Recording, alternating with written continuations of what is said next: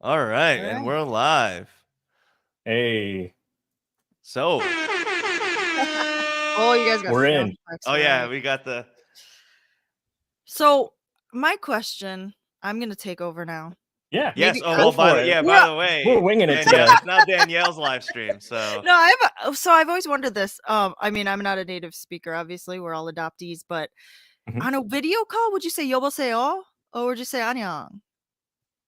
That's uh, actually a good question. Yeah. I guess I would sort of treat it like a face-to-face conversation Yeah. contextually, yeah, Yeah, but I guess so too. if I end up committing to an answer, it's going to be the wrong one. Right, same. So I'm just saying that's my guess, and that's what I would do unless someone corrected me. Corrected me. Yeah. And I So feel if like, anyone has any corrections, put it in the chat.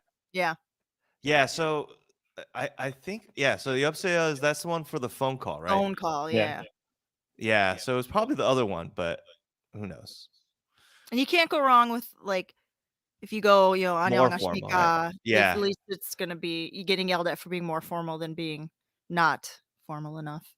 Yeah. Exactly. But So it's then we always can always better. just say raised by white people, sorry. That's true. We That's always true. have an excuse. It's our first day.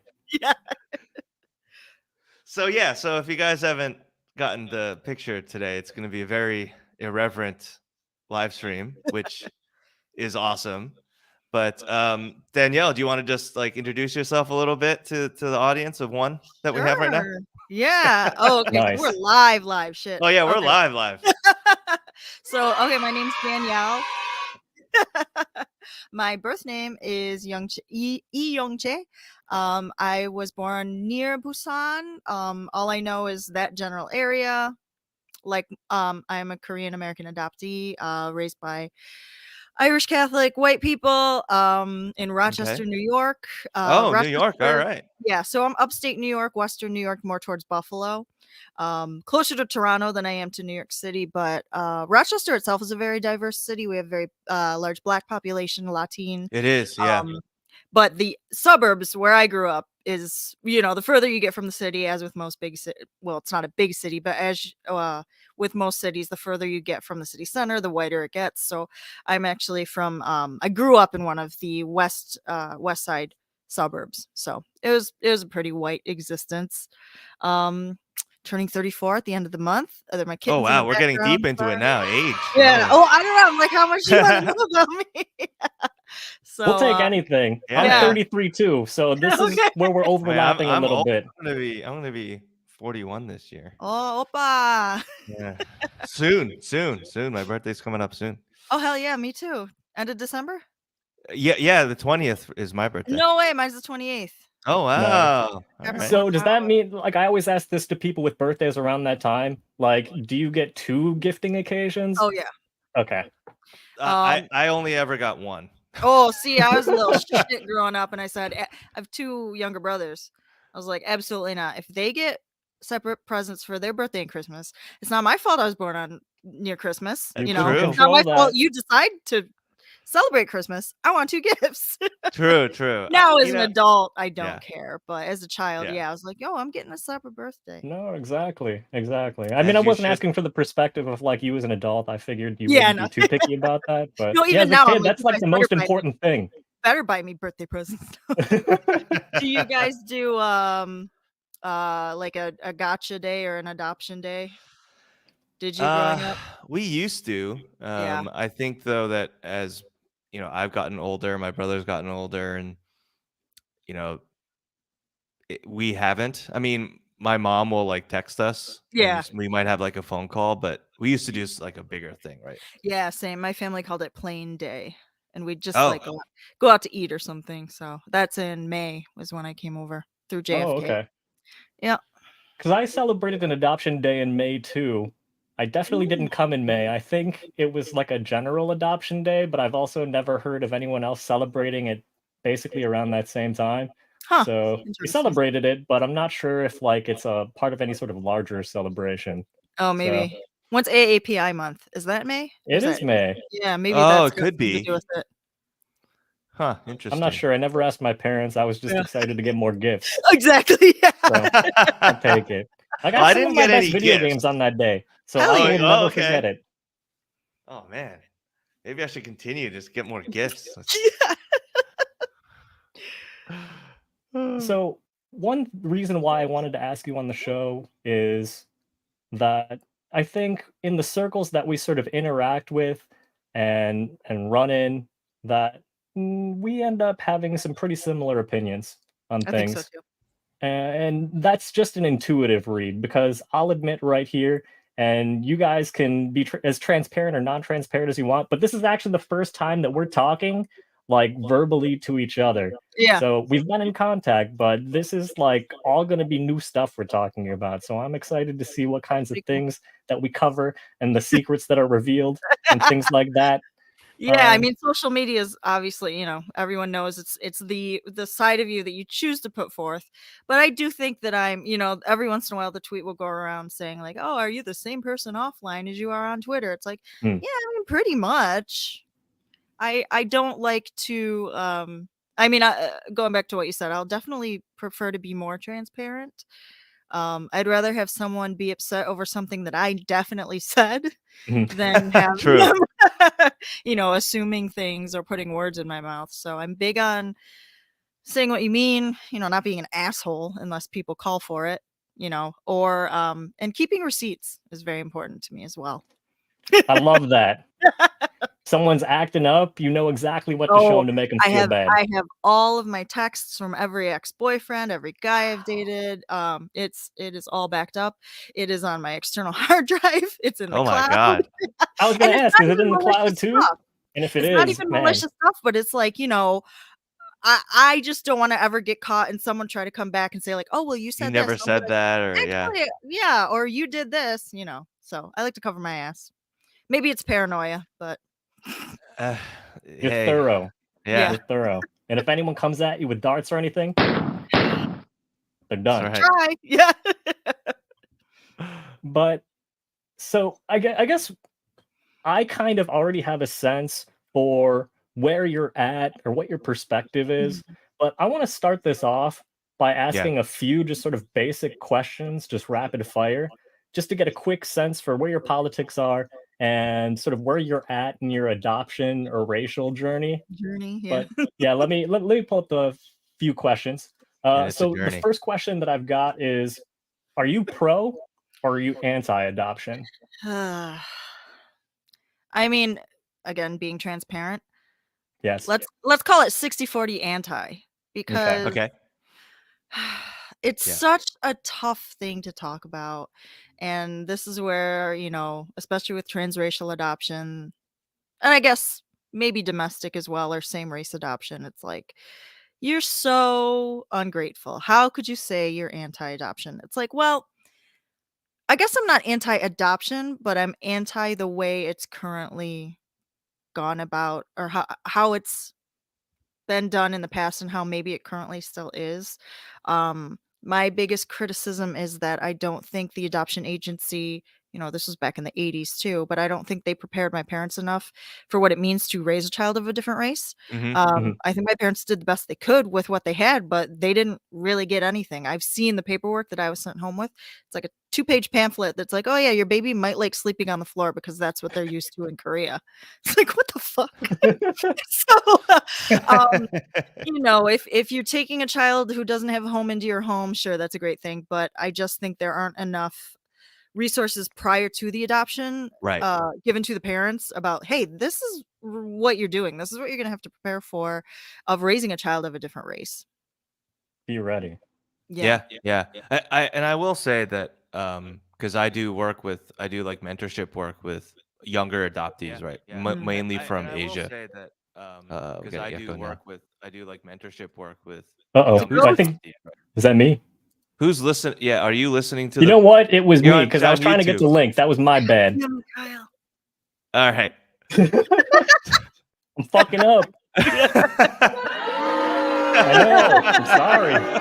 It's okay, man. It's okay. We got it. But so I guess my point is that because you mentioned, Danielle, like presumably like this way it's still done. I do some mentorship work with like younger adoptees, and many of them are Asian and Chinese and Korean, and their parents, from at least the few conversations I've had with them about this topic specifically, they've had to do a lot more, Good. and they've gotten a lot more education, I feel. All right.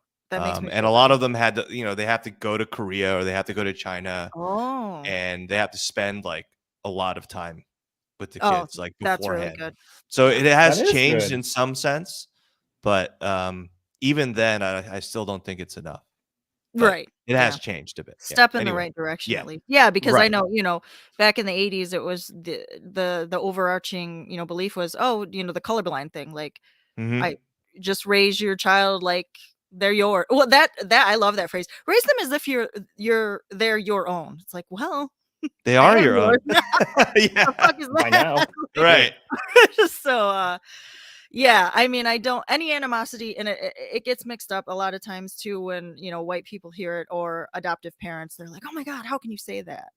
And I'm not trying to demonize my parents. My issue is with the system and the way that they were almost kind of set up not to fail, but they were given nothing. So and even the fact that I don't know exactly where I was born, and I don't know I have a birth date. Who knows if it's correct? So I'm sure Yeah. these are things that you guys have thought about too. So Yeah. Yeah. it's just such a wild thing, and there's so much trauma attached to it that every adoptee I've talked to, transracial or not, is like, yeah, man, I dealt with a lot of shit growing up that I had no one else I could talk to about it because no one else got it. And it was to the point of like, I don't even realize this is trauma because I don't know how to process it. I don't have the vocabulary or the support to deal Hmm. with it. So Yeah. the fact that we all have these very similar experiences, I think says a lot about just how the system was run back then. It's very interesting to sort of talk with different adoptees of all different perspectives and experiences. And it can really vary person to person, but overall there's very distinct sort of things that you pointed to that people tend to share in common because they didn't have anyone to talk to about it. Mhm. And it's not until like adoptees are able to connect with each other do they realize they Exactly. missed out on something. Yeah. So it's interesting to see. We never knew each other before I was shit posting on Twitter, yet we've come to very similar conclusions despite that fact. So I think Yeah, it's interesting. Okay, definitely. so next question I've got is, when it comes to being Asian, are you the Asian one, but are you only one Asian of many? Now I would just consider myself one Asian of many. Uh, Growing up, definitely I was the Asian one, and that was put on me. That was not something I chose for myself, but like I said, growing up in Spencerport, New York, there was I want to say maybe, this was a while ago, maybe two other Asian kids in my entire graduating class of over 300 kids. One was another Mm. adoptee. Another one was a Chinese kid with Chinese parents. Mhm. So, my friends used to be, oh, they'd yell Korea at me down the hall. That was, a big funny joke. Or, oh, it's the Asian one. Fuck What that. is that even? What is that even from? Like, what are they trying to say? What the hell is that? Well, I mean, hey, Is that look like at, karate? Like, yeah, like is that what I they were trying to do? guess, yeah. Well, Yeah, I because mean, That's it so seems like weird. with the Oriental stuff that people are yelling, like it's never really in reference to anything That's anything. specific. true. That's No, yeah, true. it's just like, It's "Oh, just like the most chopsticks!" disrespectful Yeah, sounding thing possible, with, just to like, the make Yeah. you feel wackest like shit. and the wackest accent that they can do, yeah. Yeah. Yeah. "Coronavirus." Um, so, yeah, and the first kind of forum I did with other adoptees, it was other, Korean American adoptees, I said someone asked us, like, something about our story, and I said, I felt up until very recently in adulthood, my story was told to me. I was not able to tell my story. So that's how I Yeah. feel about being the Asian one, because it's like, no, it can't just be, oh, hey, Danielle, yeah, she plays the clarinet and she likes to read. It's no, I she's the played the Asian one. clarinet too. Wow. Really? Yeah. Hell yeah. Do you still play? Wow. No. Oh, I that's haven't too played bad. in many, many years. Oh, we I can only, still jam together. I can probably, We should do a I could live probably, stream of us just playing. Clarinet duet. my mom might still have my clarinet. Oh Like, I still have mine anytime you um, I could probably get a sound out of it. Yeah. My friend, he just did like a video. He did like a little funny video of it where he was home for Thanksgiving and he actually broke out his sax and he played like Careless See, like, Whisper. sax is a cool And I'm instrument. like, I was more. He didn't play it well, but it was recognizable. Yeah. and I was more impressed that he remembered the fingering for the notes. Okay. I was Yeah. like, I don't remember any of that. Like, I don't even know if I remember which hand goes above the other one. Left hand first. Yeah. No, yeah. So, but now, it's just like, I mean, I'm very proud to be. Oh my God, we could, go into a million layers of this. I'm very proud to be Korean Absolutely. American. Yeah. I don't love the fact that I'm American, but it is what it is. I didn't have a choice in the matter. I'm here. I've got American citizenship. America, the United States. Which is good too that you're a citizen. I mean, that's also Yeah, and plus. the thing about the United States is, yes, it's garbage, but I also understand in that weird way that we do having that U.S. citizenship does afford me privileges that other people in the world do not have. So it is what it is, and I understand too. I like to make the distinction between Korean from Korea and Korean American. I don't think they both have to be at odds with each other, even though they usually end up being. But yeah, it's like, I'm Asian, I'm here, I'm proud to be Asian. I'm very happy with, just turning on the TV and seeing, like, what was that dumb Netflix show? To All the Boys I Loved Before. I never watched it because I don't like that crap, but I'm like, I like that it's an Asian girl in the main romantic lead, but the fact that she's Asian is not a big deal. It's just, they just cast her. Or I've been watching Quantum Leap with my husband. Oh my Raymond Lee. God. I'm watching Quantum Leap because I like shit TV. Exactly. It's not a great Um, show, but the fact that we've oh got my a God. Korean American man in a lead role on primetime is really cool to me. So, it's Yeah. all those cheesy things, and I'm like, yeah, this is awesome, because maybe I wouldn't have hated myself so much growing up if I could see that kind of stuff. But yeah, it's like, it's an important part of my identity. It's not everything, but I recognize that it is something that defines me whether I want it to or not. Yeah, fair enough. This is So now a Quantum Leap live stream. I was actually gonna say, like, I have no idea what Quantum Leap is. Oh, I you feel gotta like I'm watch a it's touch old like person it's really for not good knowing. trashy it's TV. well, watch the original The original's good, yeah. with Scott Bakula. Watch that one. Okay. Not the new one. Actually, the new one, everyone is good other than the wife. Yeah, oh, she's The so white annoying. wife. So it's an Asian guy with a Yeah, white wife. of course. Okay. And yeah, I mean, but she's so bad. But She's not like even an act. I was looking it up. I'm like, she's a how is lead. she She's so like the co-lead, and it's right? like But she was like legit in the army, and this is her first major role. I'm like, were there no other actresses available? there were no other white blondes that they could in Like, all of Hollywood. Doesn't sound like she's very good. So it's pretty bad. She's But so Raymond bad, Lee- and I'm like, every other actor on that show is at Pretty least good. decent. Yeah, and they've got transgender representation. It's really Yeah. they're doing a lot to try to make it diverse without it being like, hey, here's our token diversity Well, they don't even guy. talk about that stuff. It's No, just that's sort what of I like, like. It's like, yeah, which is good. Which Yeah. is, and like the transgender person, like no one talks about it. It's just it's just they're yeah, just a character, and they have a job, and like I thought that was cool. their mannerisms are the way they are, and how they talk and dress, and like no one addresses it at all. And yeah, they have like a black guy on it who's like a major role, and then they have an Asian woman, right? Oh yeah, I forgot about her. But I mean, it would be She's a kinda decent boring. enough show, but like the co-lead on the show is so shit. And the you're like, writing, why? the writing's kind of bad too. I'm like, I expected it to be corny. It's Quantum Leap. So basically, Yeah. the plot is this guy gets stuck in this quantum, physics like transporter thing, and he gets He sent travels back through in time. time. Yeah, but it's like he doesn't choose to travel. It's like he Yeah. gets sent back in time. He has to help somebody, and then once he wraps up that leap, the machine Yeah. automatically sends him somewhere else. It's yeah. And his body isn't Okay. going. It's his consciousness Yeah. leaping into other Into people's other bodies. people.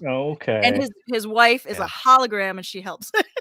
Yeah, so it was in the original series, it was super, like it was in like the 80s, and it was super original, and they was did Scott clever Bakula. things with it, like Yeah. Scott Bakula, right?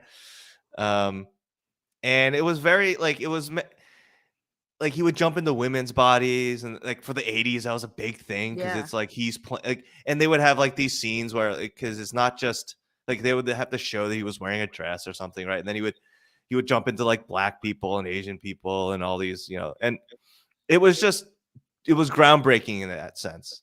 Now it's just sort of like a weird spin-off knockoff show that, Yeah, like, why do knockoff. you even need this show? But Raymond Lee is super hot, so that's why I watch it. he's pretty good. I mean, he's carrying that show, to Pretty be good. honest. Yeah, I He's mean, I carrying wouldn't the say he's the greatest actor ever, but it's also probably not that challenging of a role. It is for that woman. Yeah. She can't even deliver a line. Like, she has No. to deliver the opening, like, credit monologue, Dr. Ben right? Song. It's like, could Yeah, you be and any more boring? her delivery is so stilted. I'm like, how are you reading this? Was this the best take? Like, how many takes did you have? And this was the best one? How Maybe many did they she's like, splice together for this? Maybe she's like, Yeah. who's that chick? Leah Michelle. She can't actually read. She's got to have the lines fed to her. Maybe. Oh no. She can't read? Is that No, like okay, so confirmed? I'm sorry, I'm taking us way off track, but Whatever. somebody We're going started anywhere. a rumor a long time ago that Leah Michelle couldn't read, and it like just caught on like wildfire. And now like people treat it as fact, and they're always like looking at things like, oh, when she tweets just emojis, it's her, but when it's actual words, it's her publicist. Oh my god. Stupid shit like that. But she's Well, a sort horrible of, person, so I don't mind, shitting on her. no, yeah, but she's so talented. Like that, like Oh, I know. it's sort of funny because she took over this role for Funny Girl on Broadway. Yeah. And the person that so she mad took the that she role got it. over from, she had like, the rumor had been that like Leah Michelle had been really, really like mean to the actress I would and the be singer wouldn't and be the surprised. performer, and then like, so the performer gets this like dream role in a Funny Girl on Broadway, and I guess she just didn't do it that well. So then they had to like bring Leah Michelle on. So it's like Leah Michelle is like taking over this role for a woman that like she was really awful to. I forget who it was even. I mean, Leah Michelle. And then the reviews are out that like, and Leah Michelle is just magnificent. I mean, her voice is amazing. Yeah, she just sucks as a person, unfortunately. Yeah. So like all the reviewers are like, "Oh my god, we don't want, like, she's awful, but she's also like, but she's really good, amazing." So, I mean, her voice is, and she like harkens back to an older era of like these Jewish Broadway stars. Yeah. And being, growing up, in a Jewish household where there was a lot of like that pride in that. Mm-hmm. I sort of look at her and I'm like, yeah, like, yeah, all these like New York Jewish like Broadway people love her, and for rightly so, because she is an amazing talent. But there's a lot wrapped up in that. Anyway, sorry. No. I'm sorry. No, this is good stuff. I'm learning. Yeah, I wasn't exposed to any of this stuff growing up. We're losing viewers from our tangents. Get us back on track. 3 to 2. Hey, too fucking bad.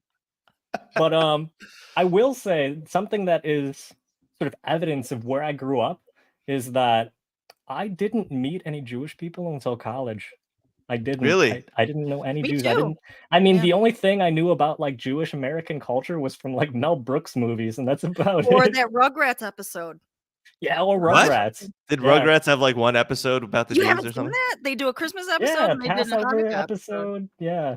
I mean, I watched a lot of Rugrats, but I don't remember that. Yeah, I would think growing up in a Jewish household, that would be like, oh, and 8 Crazy Nights. I saw that. No, yeah. Now that you say that, I didn't know any Jewish people until college too.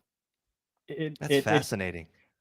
It's evidence of how white and how Christian the area I was in was. In particular, it sounds like religion-wise, where you grew up, Danielle, was pretty similar to where I grew up because it was mostly Italian American Catholics. Yeah. My is that Roman Catholic? Yeah. My suburb is very Italian American. Okay. Our high school was very good at soccer, though. Coincidentally, there you go. Okay, a lot of Italians. But yeah, my family's Irish. I mean, when white people say they're Irish, but like, doesn't mean a damn thing. But yeah, so that it was yeah, mainly Italian American population. Very Okay. very Catholic upbringing. Oh no, my camera Oh got no. plugged. Shit. Hold on. Can you Oh, still you're hear me? good. Okay. Yeah, we can We hear can you. hear you perfectly fine. The fuck is So, fucking- so what was it like? Working class, you'd say, guys? Yeah. My upbringing was very lower middle class. I'm sorry. I'm trying to talk and fix this fix this camera. It's all good. I'll give a really long response Okay, until thank you're you. ready.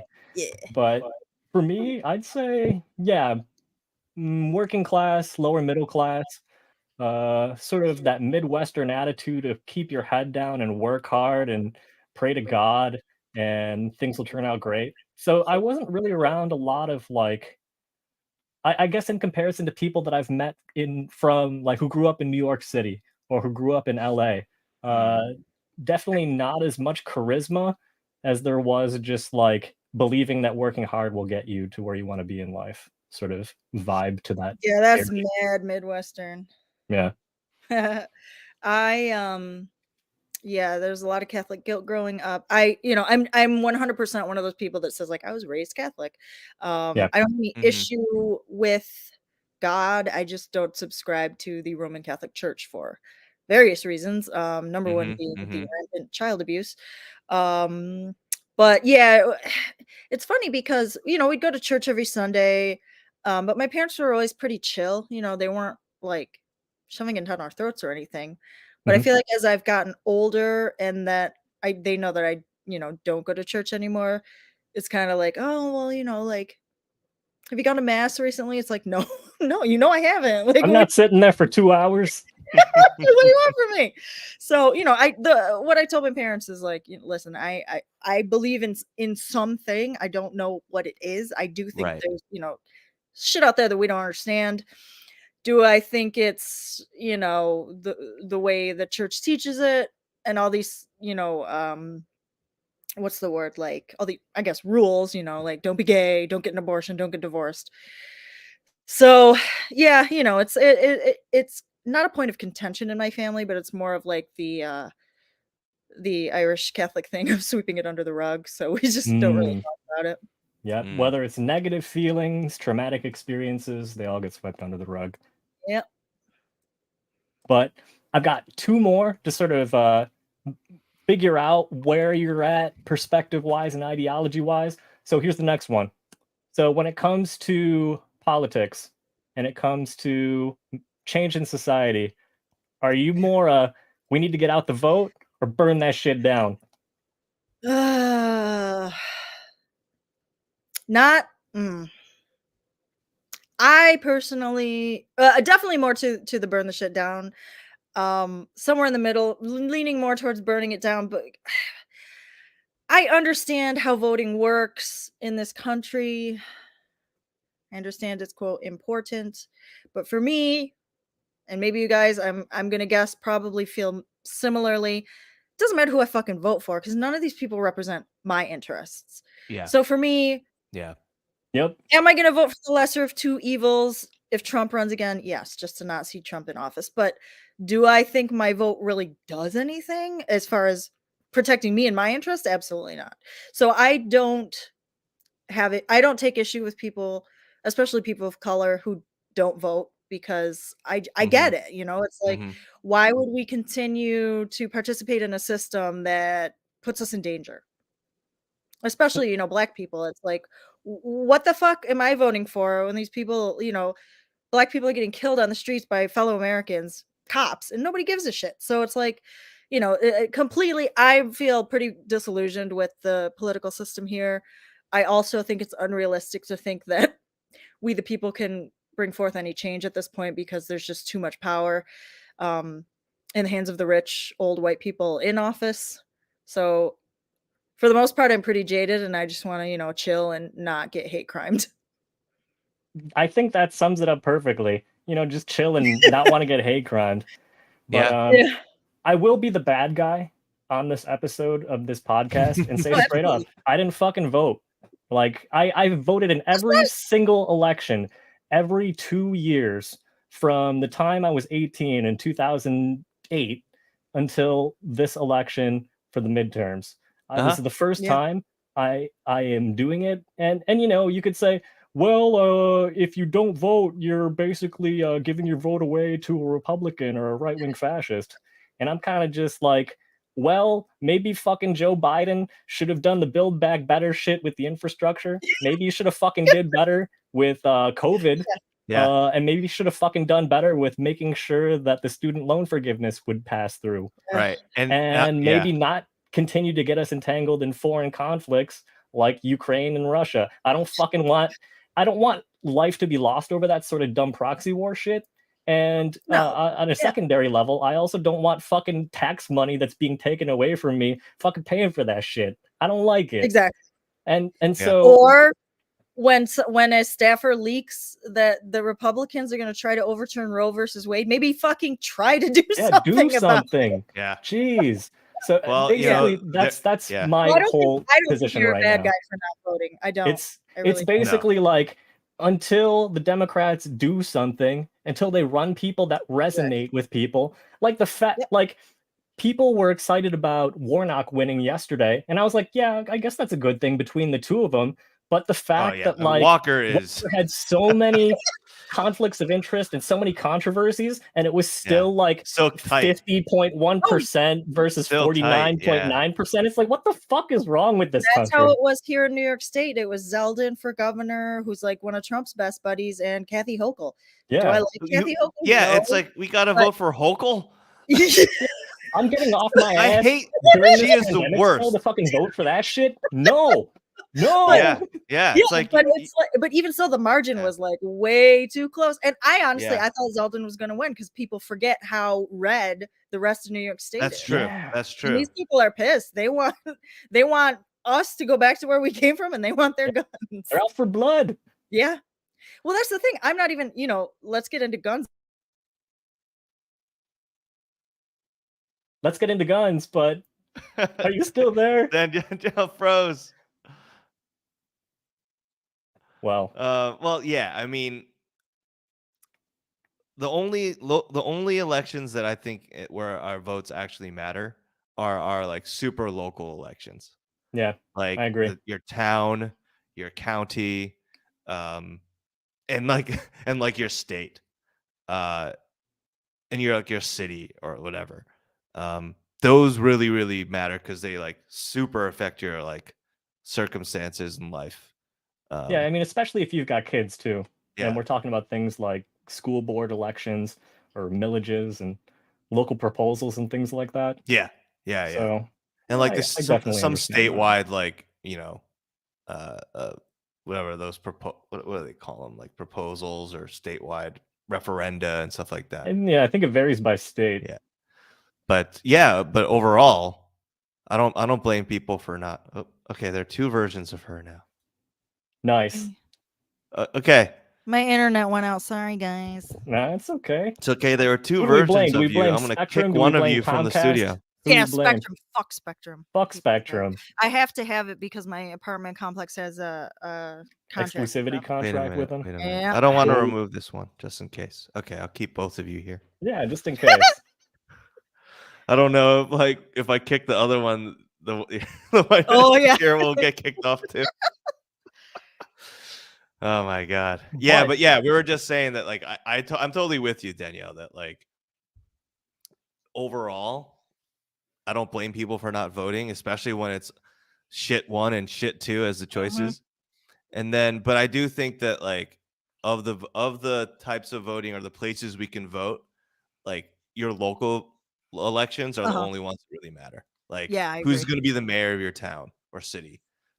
Who's like the governor of your state? Which we're just talking about. School board, Yeah. all that type of stuff. Like any other stuff that's like your town or your county or stuff. That And those are the actually elections matter. that nobody shows up for. Yeah, and those are elections that no one actually pays attention to. But like and part of me feels that like that's on purpose. But Maybe, yeah. but yeah. So like and I know that like we're supposed to be ostensibly a United States of America, But I like, don't think we've ever been that. no, we haven't, right? But I'm just saying, like Yeah. they try to make us Ask a white person, and they'll say we have been. Georgia. And I'm like, okay, I care about Georgia, I guess, because I want the people of Georgia to be okay. But at the same time, I can't vote in Georgia, Right. right? I'm not going to take the money out of my pocket to like fund the election in Georgia. I'm not a millionaire or billionaire who has money to throw around on that kind of stuff. Right. Yeah. So like it really kind of annoys me when people are trying to like scold you into Fuck off. doing that stuff. Because they don't actually. There, you know who does that is these stupid fucking white liberals. Mhm. They Because do it on the conservative side too. okay, They do it yeah. on the conservative side too, but The thing about it's more conservatives- annoying with the liberals. That's true. The thing Absolutely. about conservatives is they'll tell you to their face that they don't give a fuck about you. At least they're honest.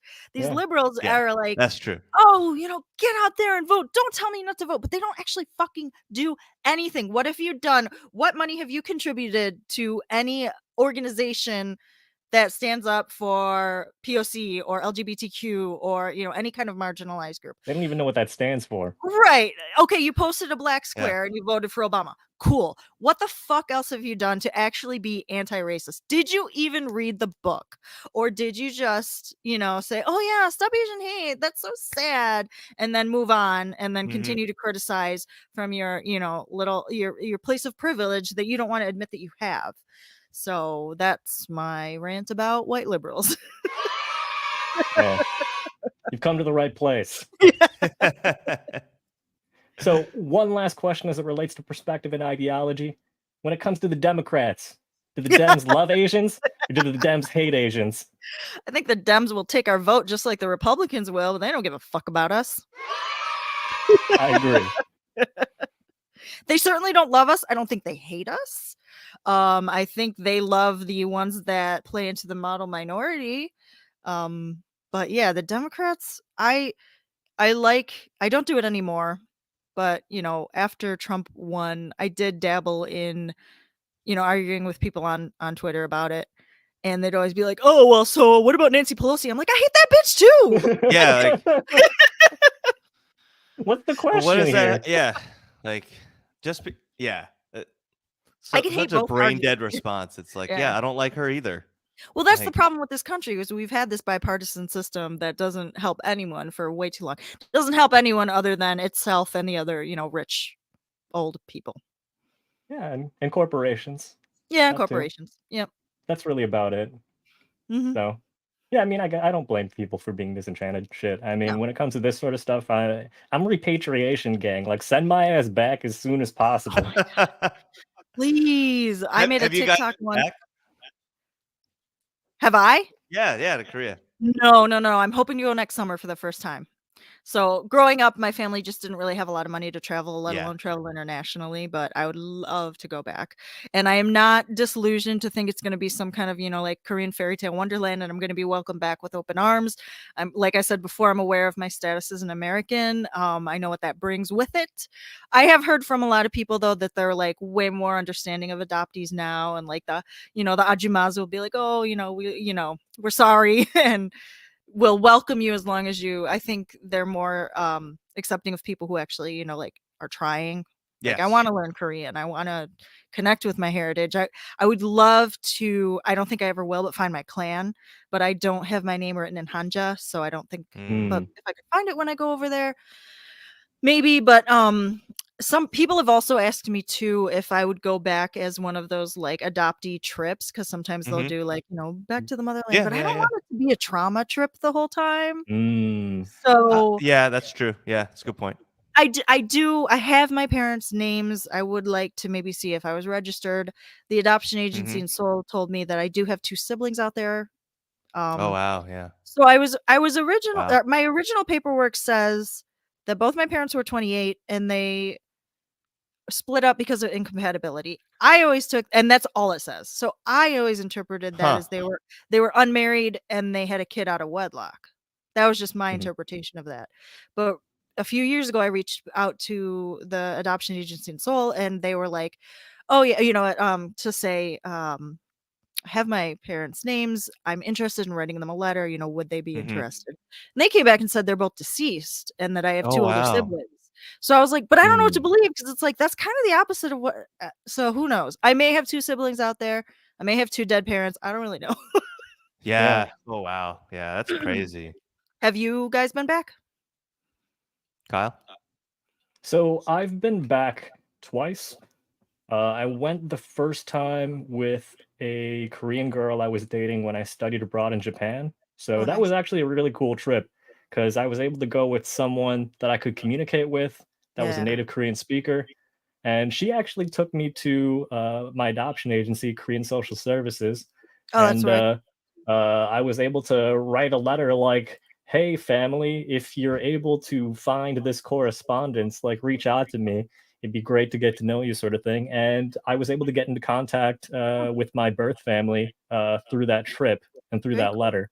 Uh, we've since lost contact because some email addresses got deactivated and stuff got Aw, complicated, Yeah. but it was still a really, really rewarding experience. I bet. Yeah.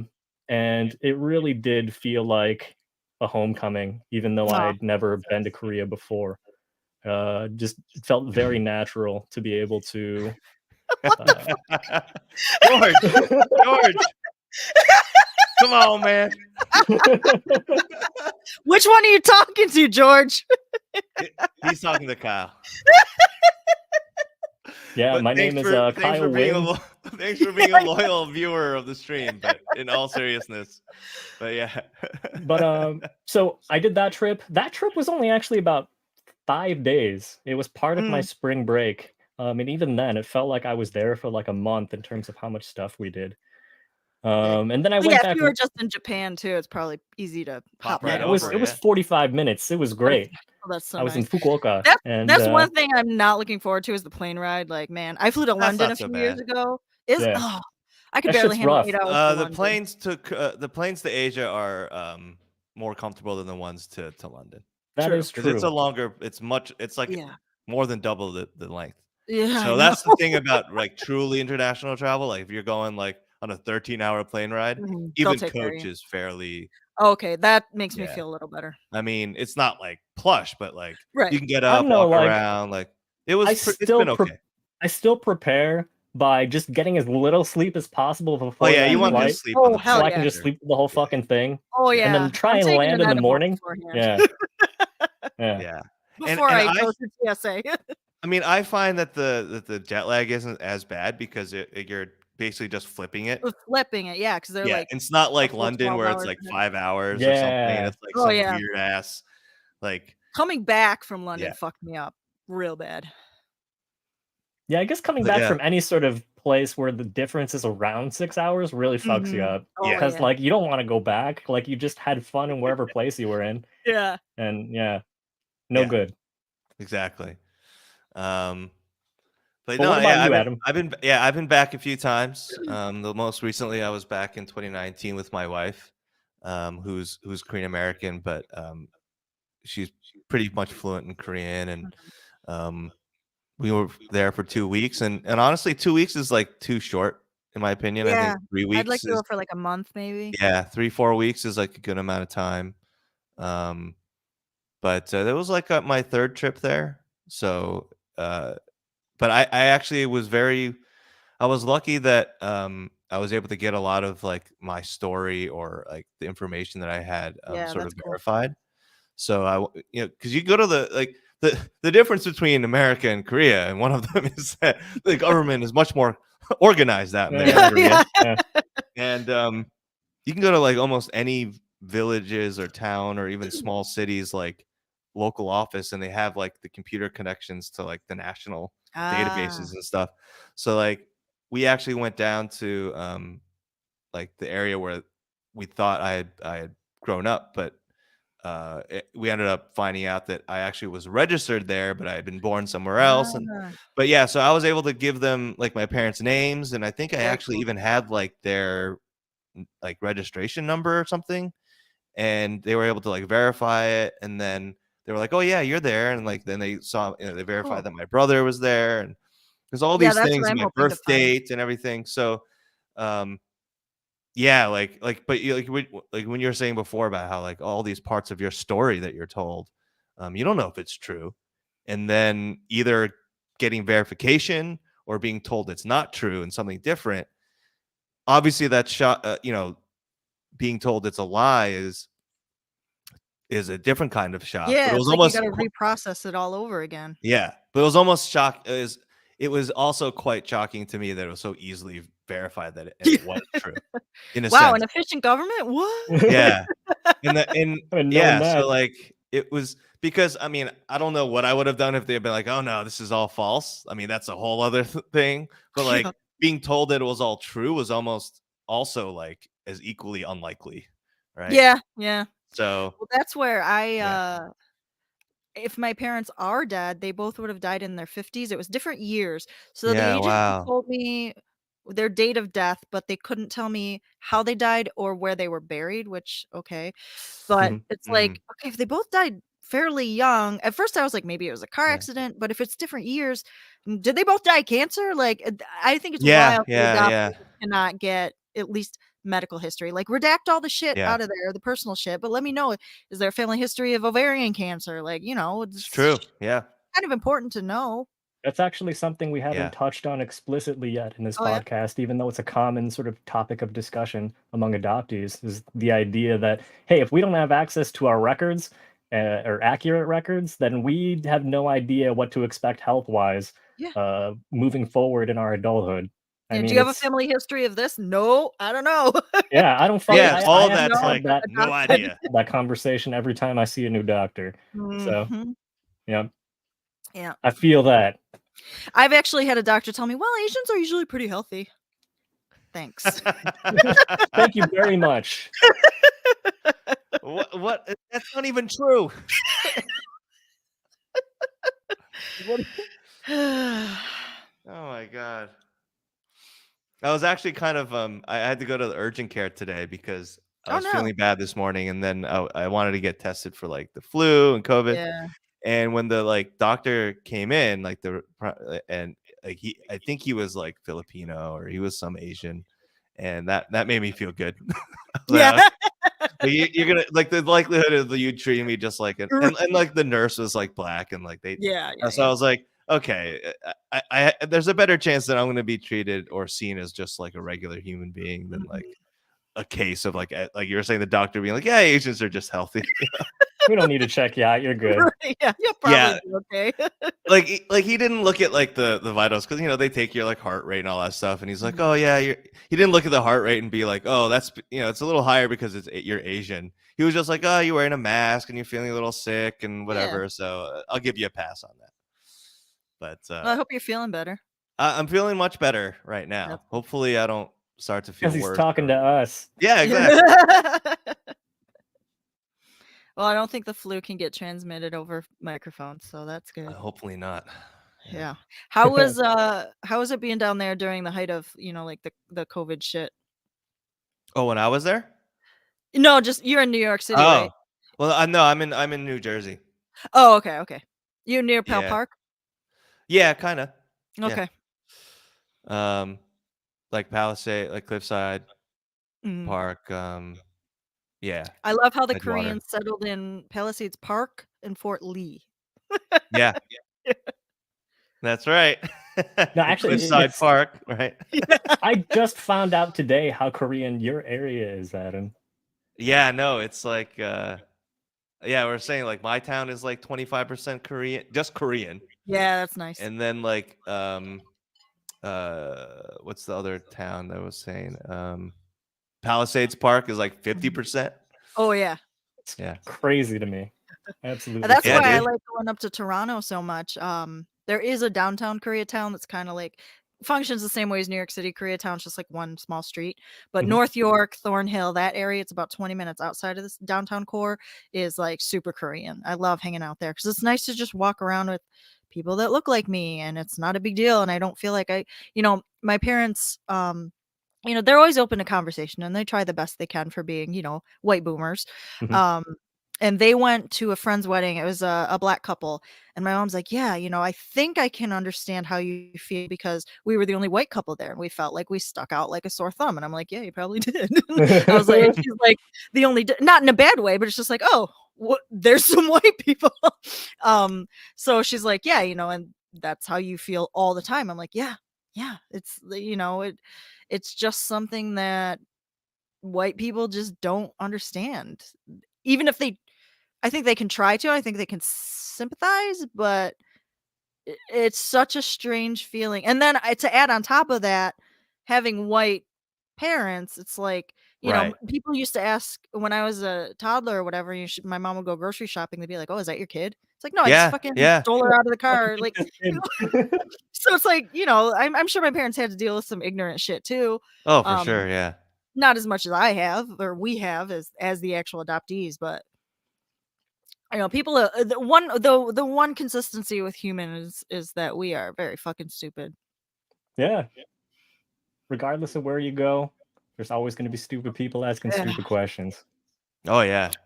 Yeah, or Oh my yeah. two brothers, they're younger, but they're both my parents' biological kids. So Mhm. my brother Chris and I are 18 months apart. Oh. So we were always in the same, like I was a grade above him, but we were always in the same school. Okay. And then Right. my youngest brother's 7 years younger than me, so Oh he's the wow. the accident baby. Whoops. But Maybe quite literally. so but oh my god, there's this one girl growing up, every fucking time I saw her, "Are you Chris's sister?" "Yes, I'm still Chris's sister." "Get over it." Like the last time you asked me. Some people. Yeah, oh my god. Why do people act like that? Why does she? I don't know. She has Because like that girl has to have known like that. yeah, Like it's like I get that we're kids, but you still have to have some kind of sense of like, but I think it's just like I know that this situation, this girl, me, is like, she's different. I can't sit with this. I have to, say something fucking stupid because I don't know what else to do with myself. that's so weird. Yeah. And when you're When I kids, it's think one thing, back, but then in adulthood, when people still say stupid shit like that to me, it's like, okay, you are a full grown adult. yeah, You should know better. because I was gonna say that like that's one thing I haven't really touched upon very much because it's been a long time since I've encountered like stupidity and repetitive stupidity that seems Yeah. so stupid, it almost seems like disingenuous. It's But then only when on you Twitter, probe really. further, like they're asking the same question because they are that stupid. Yeah. Um, but yeah, I mean, I guess when I meet an adult that does that to me, I'm just straight up like, get the fuck out of my Yeah. face. I just tell What them are to you fuck off doing? now. Yeah. So, Or when I man, post a TikTok of my cat, "I'm gonna eat that cat." Oh my god. If you're gonna be racist, be more creative. Like, this shit Yeah, is so boring. At least make me laugh no, with your exactly. racism. and part of me is like, people are saying that stuff about like, are you gonna eat your cat? Are you gonna eat your dog? And I'm like, I want to be like, yeah, I am. Maybe. Yeah. Like, because Waiting to honestly, fatten it up, right? I so mean, PETA. I don't. I guess they're gonna be angry. We're talking oh, about fuck this, but them. like, we eat pigs. Pigs are smarter than any Same. cat or dog. Yep. Um, like, why is there White not people like eat squirrels and alligators. Like, rabbits? come on. Rabbits Yeah, are a pet, rabbits. right? I've had rabbits for pets my whole life. Yeah. I never wanted to eat rabbit until I met Noah Smith. So, fuck him. I'm not gonna lie, I would try it. I've heard it's delicious. Rabbit's delicious. I'm telling you, it's delicious. I've had rabbit. It's Yeah, great. I've heard it's kind of like chicken. Is that true? It's a little gamier, I'd say. I mean, Okay. Yeah. but I like food to taste like its origin, like what it is. Yeah. Okay, yeah. Like I don't hate, like some people hate gamey meat. I'm like, all right, maybe there's like a gaminess factor that I would not like, but like venison is great. Yeah, I've had venison. Like like bison is good, though I think there's not enough bison for us to be killing them just to eat them. Well, But maybe there's there are now. Maybe we've gotten to the point where we can start farming them. I guess there's that's this great. really cool. Oh, I don't think people give a fuck if there's enough of them. They'll Yeah, farm no, them. that's true. That's true. There's this attraction about an hour away from me. from where I grew up. I went with my little niece and nephew and my family, and they've got like it's this huge just like area, I guess. It's kind of like a safari, but they've got all like the bison, the elk, and all those kind of like big animals. And then when you go to Mhm. the restaurant, they've got a fridge with like where you can buy the cuts of beef, and I'm like, oh, so you like put the animals out there for the kids to play with or the kids Yeah, to and then look you at, go and eat and them. then you fucking slaughter them. Yeah, But you know what? Like, But that's what yeah, animals were bred for meat. And the whole right. dog thing, when people get, like, oh, Koreans eat dogs. I'm like, yeah, you know what? The country was so freaking impoverished that yes, occasionally maybe someone had to eat a dog. It was never a mainstream practice. It They were wasn't. not Yeah. people's golden retrievers. It was dogs that were bred for meat. And yeah, guess what? People in the United States during the Great Depression, you think they didn't eat their dogs and cats? And their Yeah. horses? exactly.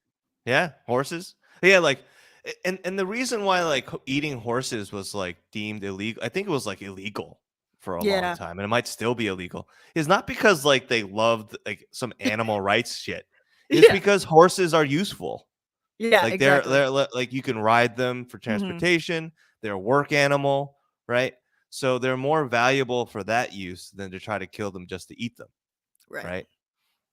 And you can't really herd them in the same way that you can like a cow, right? A cow, yeah. So it was so funny. Like when I was back for the first time I was back, and the second time because I went for one of those. Have you been to one of the gatherings, like the big gathering? Oh no, you haven't, Of the Danielle, because you were in Juggalos? Seoul. What? Of the Juggalos? Oh, yes, the gathering of the juggalos of adoptees. So there's maybe not Oh much difference. yeah. A juggalo adoptees. That's my kind of people. Yeah, there No, probably are some. Come on. I guarantee it. I did a virtual one once. Oh, you did a virtual one. Yeah. Yeah. So I went back. There was one in like 2007, I think, or The 2006. Korean American Yeah. Adoptee Network.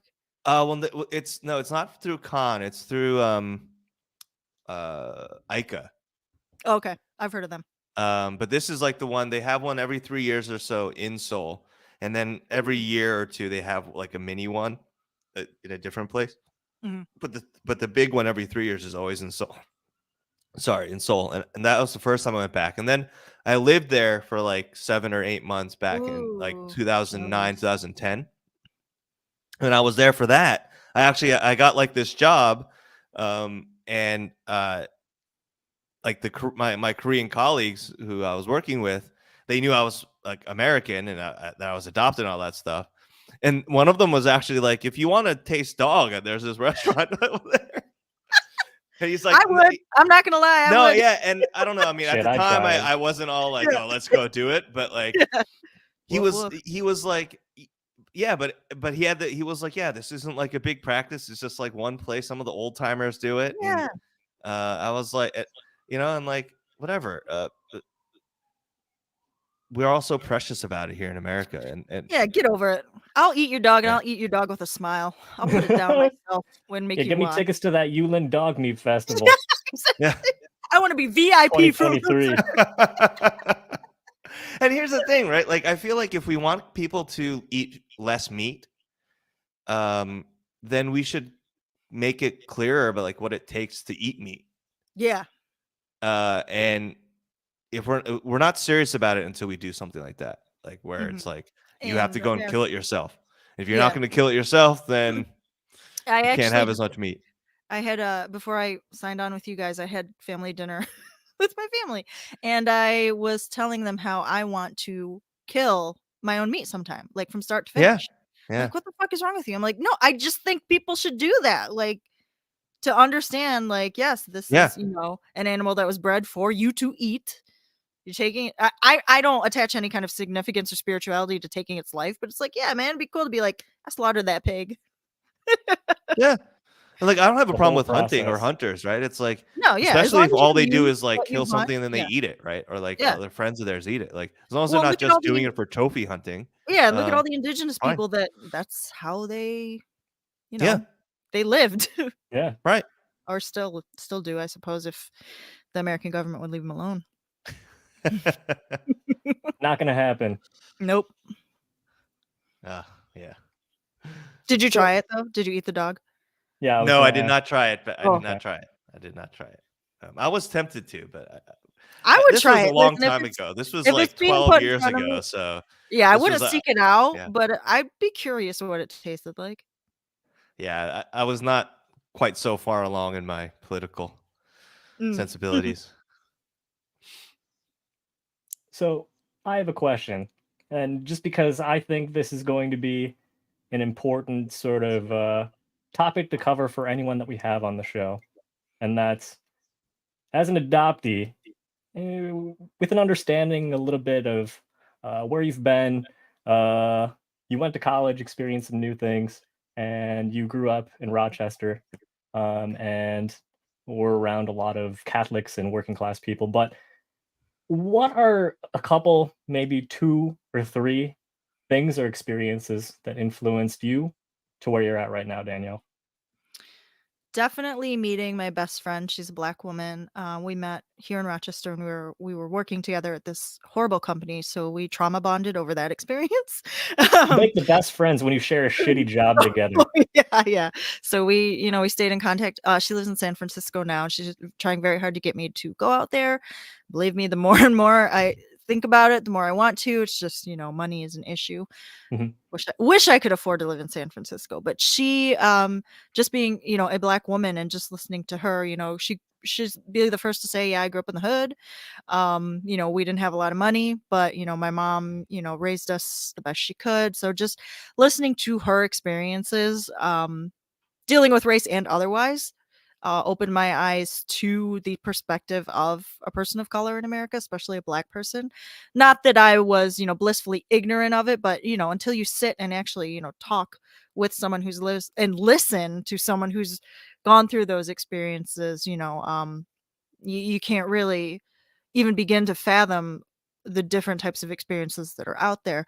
So meeting her and knowing that she was, non-white and had this sense of identity kind of started. I was pulling away. I growing up, I didn't like the Asian jokes. I didn't like hearing Mm. from, members of my family who are, "Oh, you're the Asian one." I knew it was just stupid jokes, but it wasn't malicious intent, but it's still hurtful because it's like, why do I always need to be othered? Or when people would say, "Oh, I want to hook you up with this guy. He loves Asians." I didn't quite understand why that was so hurtful, but I ugh. knew that it was fucked up. And Yeah, then, the whole Asian fetishization, I, obviously went through that later on in life. Yeah. Actually being pretty early in life, but then I learned what it was.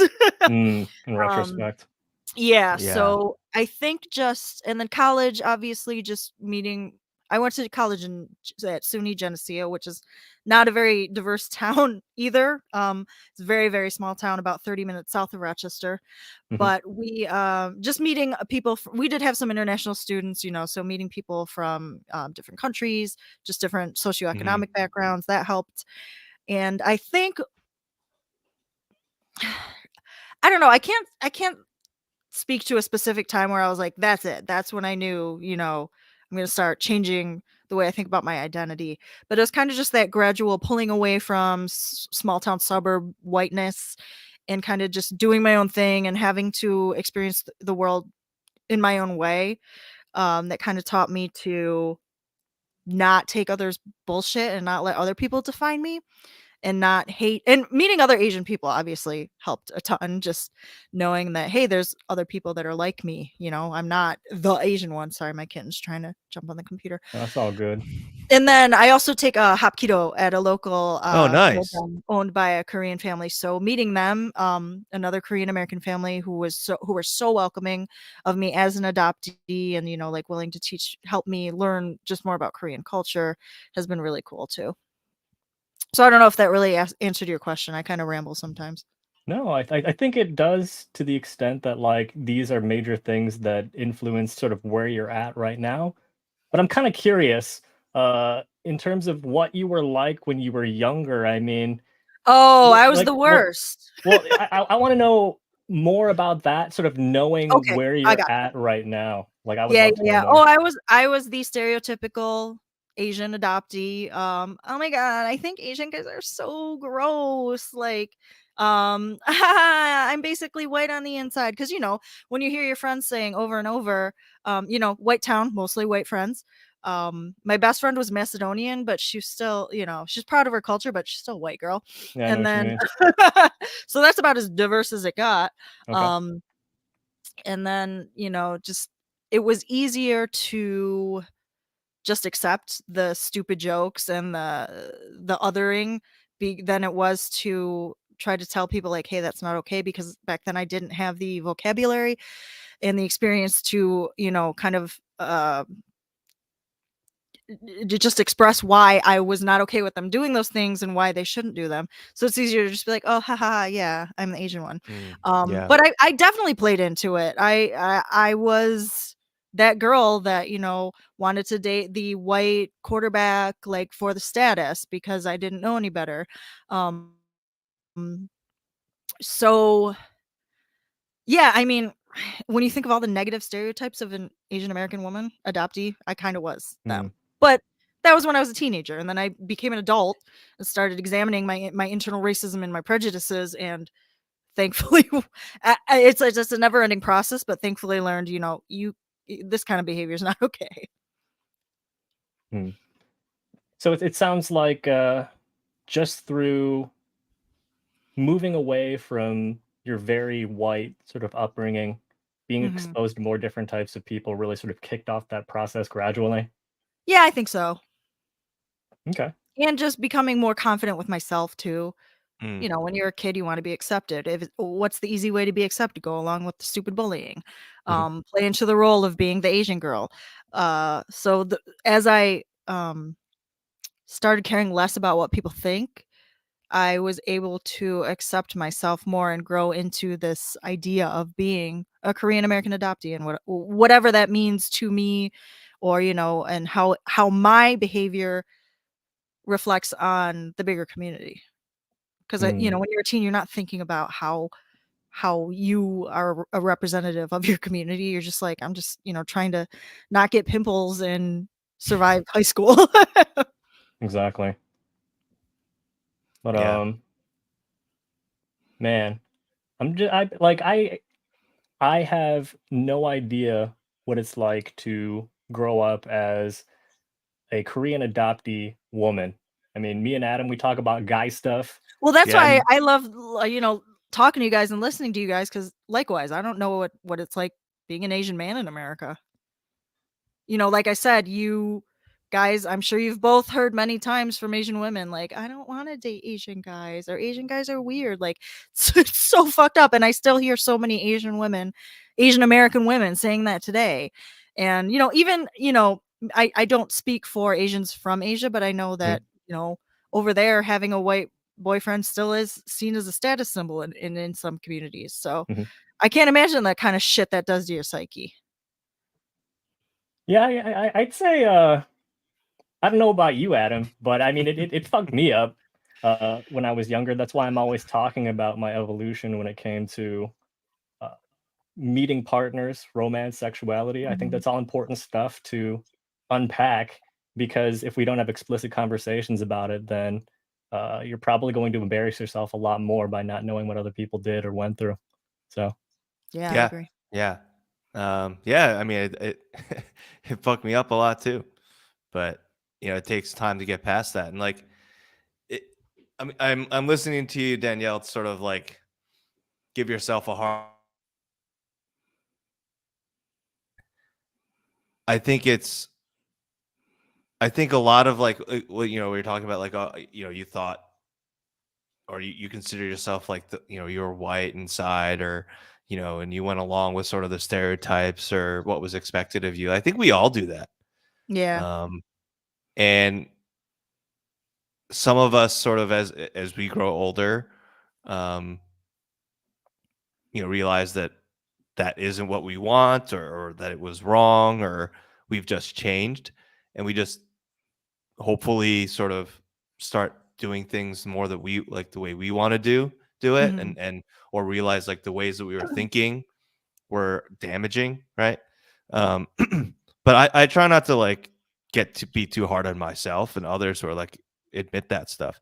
It's only if you're, like, in your adulthood and you And you're still still doing sort it. of Yeah. believe all that stuff and act in those ways, or try to completely excuse sort of your mistakes Mhm. as like I was just young and dumb, and be like, no, I was just, I was young and dumb, but it was still wrong, Yeah, right? exactly. So like, And I only laughed because, yeah, my therapist, the first time I ever met with her, she told me, she's like, "Yeah, I wrote that you seem very hard on yourself."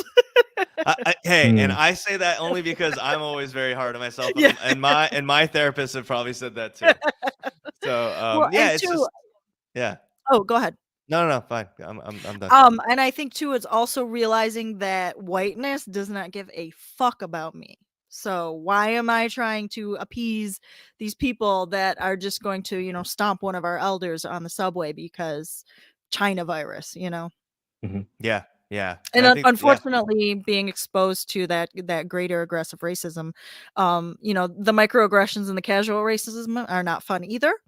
But really realizing, and the 2016 election had a lot to do with that. It's not that I was ignorant to it before it, but it just augmented so much right, right, how bold these people got with, yeah, I'm just gonna kill you because I don't like you and I don't want you here. It was scary for a little while. So that definitely too. I mean, I was like, fuck yeah, whiteness before then, but I think Mm. those kinds of tumultuous things that we keep repeating in this country, and just learning about the racist history of this country because, in high yeah, school it's American fan fiction. And then I took it upon myself to learn more about Korean American history and just American history, on my own. It's like, oh wow, yeah, this place is fucked up. Yeah, it's They kind of do fucked not up. care about us. yeah, Like we talked about the Korean War for maybe one day. I took AP US history. I don't remember ever talking about the Japanese internment camps. I love to tell Democrats, oh yeah, your savior FDR, he's the one that signed that executive order. What do you have Yep. to hmm say about that? yeah, yeah. I took Also, AP. happy Pearl Harbor Day. Oh, it December is. 7th. That's true. You know what? Never Wow. forget it. Wow. I was I like, yeah, it's totally December forget 7th. that. So the fuck what? And then I was like, oh shit, it's today. I totally forget that. I just thought of it. You So know, yeah, uh, it's just I think I don't understand people like us, adoptees who go through life and never challenge those patterns. I yeah. I don't know if you guys saw, a few other Asian Americans were retweeting that one video on TikTok of the girl saying she was it was a whole mess, but she was talking about black men and these Oh passport yeah, guys yeah, hitting on yeah. We had her, the whole and thing. then We she's did like that on the she's last. like, "I'm thick, the brothers like to holler." I'm like, "Oh my god, We The look, did that. We brothers like talked to about that holler. on the last stream Oh, okay, because I didn't watch the last show. no, Oh it's my that's cool. god. But like, but it was You didn't shared watch with the last me. stream? Sorry. Totally I awful. I had Get hot out of feelings. here. Who invited her on this stream? Well, I've tried to get off all social media. It's a good idea. That's smart. Yeah. Your But brain's probably better for it. I'm fucked up. that's debatable, but I've at least tried to get off social media. But the reason why I knew about that TikTok is because a good friend of mine, Trevor, who does the Champagne Sharks pod, he posted it on our like WhatsApp chat, Oh, and so bad. I was and he was talking about it from the black male and black community perspective, Mhm. right? Because he's black, and we've knowing more and more diverse people, living in New York City and around New York City, and doing sort of these streams and other sort of things I've done with Plan A, you just meet a lot of people, and he's been one of his good friend now and everything, but you connect with other communities of color, and getting to know more and more black people, and knowing and listening to them talk about what's going on there, you just it's incredible how a lot of the gender dynamics are Yeah. similar but like flipped, Very similar. Yeah, yeah. and then like the TikTok that goes viral when it's not a black person, a black woman, or a black man talking about this sort of Mhm. getting into their gender dating dynamics, has to be this Korean American adoptee. And saying, I'm like, "I'm oh white my on the God. inside. And I'm like, Shut I'm up. basically a really, white why are you girl." doing this? Oh Why man, are you doing this? and that's the thing is, it's like when I responded to it, I only responded to being an Asian, Korean American adoptee, and how what she was saying about her identity was fucking Yeah. embarrassing. Because Yeah. there were a lot of Black women in her comments saying like, "Yes, girl, like thanks for sticking up for us," but I'm not touching that because I'm not a Black woman. But Yeah. I'm also like, why is this fucking Korean American adoptee who identifies as white talking for Black women? What are you doing? So it's like, Yeah. how are you a grown fucking adult and you have not evolved past that? I think her intentions were good. I Yep. agree with standing up for Sure. Black women and womanhood, but the way she did it Yeah. was Well, and not yeah, it. and sort of like the passport man or woman phenomenon is gross, Yeah, right? of Like course. that whole Yeah. idea, like that sort of like that stuff is gross on its face. And there's no one who's like no man, woman, or or otherwise that Yeah. is going to defend that, and that people are going to be like, oh Sure. yeah, good point. Like I mean, sex they're pets gonna be would. like, that's just fucking awful. So like, Yeah. but you had to do it in a way that was sort of like trying to be all And three at once. Like and there she were wanted so to many be like microaggressions. Asian, but she's Yeah. white, but also she's with the She can black holler sisters or whatever. because the black men. But then she doesn't. Oh. Well, she wasn't making explicitly the black men were doing that. Yeah. It was all over the place. It was all And over I'm the like, you place, could have and just there were kept your so mouth many. shut. I don't know, like just Exactly. not Stay in say your anything. lane. Yeah, it's so easy to mind your own business. And I wish half of her people would do that videos more. are just her humble bragging. Oh yeah, of course I went to her feed and I was like, oh, it was somebody, a Black guy had left a comment saying like, of course, there got some Of toxic course. comments in there of men saying like, oh well, you're Oh just yeah. an average Asian chick, and she like posted a video of her just posing and showing how thick she was. I'm like, oh my god, please stop. Stop it. You don't have to It's so do that. embarrassing Yeah, it's like, because why are you again, trying to prove something to this guy? right, and Like, you're what does it talking fucking about. matter? And there's so many microaggressions towards the Black community in her videos, and I'm like, you are saying you are a Korean American adoptee, whether you like it or not. That shit reflects badly on me. So of Yeah. course I'm going to stand Yeah. up and say something.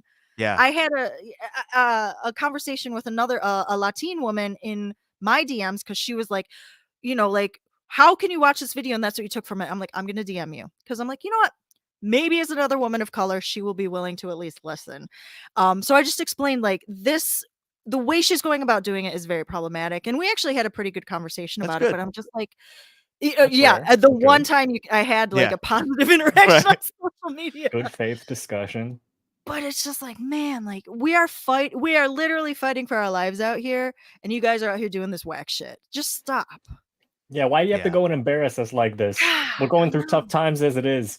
And like and like it's fine, like it's fine for her to be like, I feel white, and I'm culturally white, and I just But a lot of what does that even mean? yeah. And I'm like, and talk about like we give too much to these things as being white. I'm like, white people aren't the only ones who like any of this stuff, but I or like have these like Bohemian traits. I'm Rhapsody. like, come on. But like I don't know, just the whole thing of it. I'm like, it just didn't. I don't know why she had to do it. So I just was Yeah, I like, know. ugh, Well, ugh. for clout and likes, I guess. She wanted. Yeah. But 90% of the time I try to just be like, "Oh, man, that's stupid," and keep scrolling.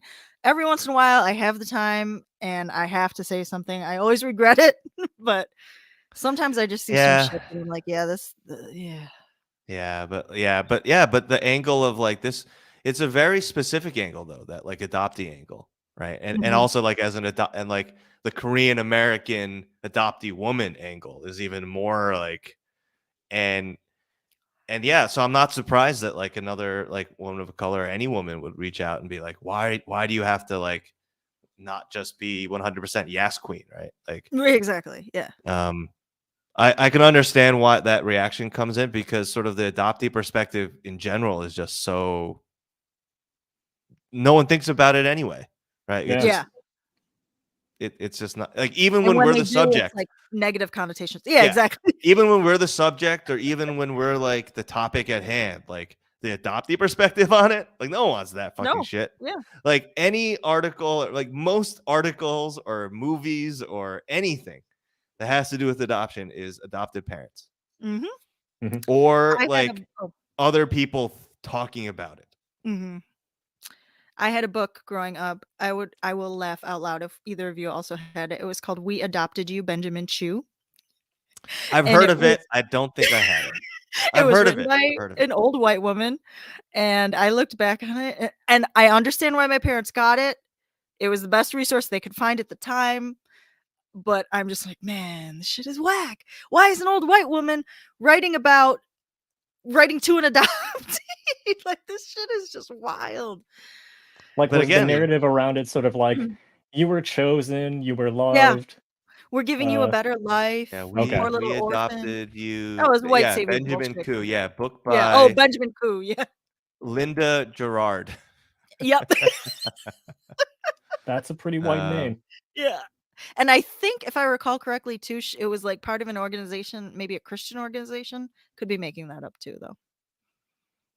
Oh, it's 1989, and she's part Mhm. of what? I think like she was writing with or for like a Christian organization, maybe that did a bunch of Oh, books like probably. about like adoption, maybe Oh, she I has don't a know, lot of books family on adoption. abuse. Adoption is for Always. That's another one Mm. by Aw. her. It sounds like when people adopt an animal. Like, please don't return this cat to the shelter. That's why I always like all of this, The fuck? all the talk about like forever homes and stuff that like Oh, people think dude. it's only for adoptions of like A people. cat. People Oh, talk about that stuff like with animals. yeah. So I'm like, isn't it kind of weird that like this And I terminology think is interchangeable? people talk about it way more positively with animals than they do about humans. I think so. Yeah. Yeah, I'm gonna Well, I share think the it's because screen. the return policy is better on the animals than it is on the kids. I say that to my mom all the well, not all the time, but I am a smart ass, and I'd be like, "Hey, do you ever wish you could like return me?" Or my favorite question would be like, "How much did I cost?" Stop it! Don't say that. I'm like, "Well, you bought a child. Like that's how it works. It's not positive, or I'm not saying it in a negative way. I'm just curious how much Just it cost." curious. Curious about the number. And Yeah. we did have price tags. Yep. Was it worth it? Apparently, though. Oh, yep. We adopted you, Benjamin Koo. Yeah, Oh, I and probably had this. I probably had this because we came over in '86, yeah, and I this came was over in published in 88, '89. 89. So Yeah, I was gonna say, if it came out in '89, that was fresh. That was Yep. like the most contemporary resource available. and this kid does not look 9. He's supposed to be 9. He looks like he's like 15. Yeah, he looks like he could drive. He's got the K-pop haircut though. Back then in '89. Yeah, 9-year-old Benjamin. He's not 9. Come on. See, well, that's what 9-year-olds were like back in the '80s. They could like walk to the store alone and come Yeah, back. that's true. Yeah. Kids can't do shit anymore. Like that Japanese show, right? Like Old Enough. Oh, I yeah, love that show so much. so cute. It makes me feel like, damn, my kids are really out of luck if there's no culture of kids doing this shit. Yeah. But like I'm just gonna be that mad one all the girl. Oh time. my god, look at her. Look at how tiny she is. Yeah, she probably walked like 2 miles too, and I'd no love one to kidnapped her. see. Yeah. Oh, I'm sure the white women are going nuts about it though. How dare they? Oh my God! How could you just let your kid do that? Oh my god. Look at her. Look at how tiny she. What? She knows where she's going. She knows what she's doing. Yeah, she is just She's out here. focused. Yeah. American I kids, think not so Yeah. much. kids do need. I do not have children. I probably never will, but I do think kids need to learn more about life at an early age. I'm a tough love kind of Yeah. guy, so Me I feel too. like I'm gonna be doing like all kinds of shit that's probably gonna sound bad, but is also gonna Yeah. be funny. Not sure quite yet, but they're gonna learn to be independent as soon as Oh hell possible. yeah! I don't And think. Yeah, I'd my probably nephew. raise a serial killer. No, it's like the opposite of that. Maybe. But my nephew my older nephew is he's closer to like he's like 11 now, 10 Mm. or 11, and they're just starting to like take him on the subway, I think, to the school, What? and not on his own. Like his mom goes with him, No, I I was think. gonna say by 11 he should be riding it on his own, but maybe I'm Yeah, I don't know delusional. if he's going on his own yet. But yeah, like it's just starting. Huh. Um, Do they have money and like just weren't taking the subway before or what?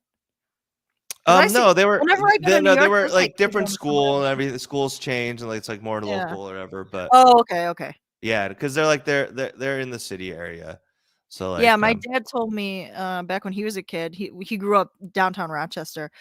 He's like, "Yeah, I'd get on the bus at, like, when I was 9 years old and go to baseball games by myself." I don't think I could have done that. Like, I could have boarded a bus, but it wouldn't have been the right one. Right, yeah. Damn. Well, you know what was crazy? There was this story about, and it was like I forget where this was, and I remember thinking, well, the story was that this woman, she, what, she has this horrible contact with CPS, or I don't know what they call it in the state where she was in, but like she she stopped like half a mile from her house. Oh, it was in Texas. So she's in Waco, Texas.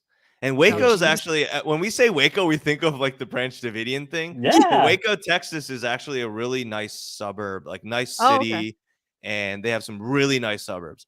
So if you know like the show Fixer Upper, Yeah. Yeah. so that show is like in that Okay. Waco area, I believe. Anyway, so like in this story, and this happened fairly recently. So like this suburban white Texan mom is driving home with her kids, and her youngest son, or maybe the middle son at the time, he's probably like 7 or something like that, around that age. He's being a little shit, and he won't fucking shut up or Did you something. kick him out of the car? So yeah, and they were like Hell half a yeah. mile. They were half a mile from home before, and it wasn't like in the middle of the night, right? It was like in the afternoon. Yeah. Like there's a sidewalk where people walk. It's not just like a total, just road or highway. Mhm. So She she had pulls over. dump him on the highway. Right. She's like, "You're gonna walk home." Yeah. So she drops him off, and then he's walking home, and he's like he's like a few doors down, Yeah. and one of the nosy neighbors like calls the cops, Mhm. and the cops come, and he's like, and the woman comes out or whatever, do you live nearby? He's like, yeah, I'm over there. Um, and basically like this family almost loses their the parents almost lose all their kids, not Good just this. Lord. And it's like, what is going on here? It's wild. And this is like a white upper middle Yeah, I class was gonna say, family. man, white people calling cops on each other now. and they could, if it had been like, a black family or a Oh, Latino yeah. family, Well, they probably there would've would have shot the been no kid. chance. Yep. And I just remember it's just so insane. And I think they've actually they've passed the law to that would make this type of situation a lot less likely.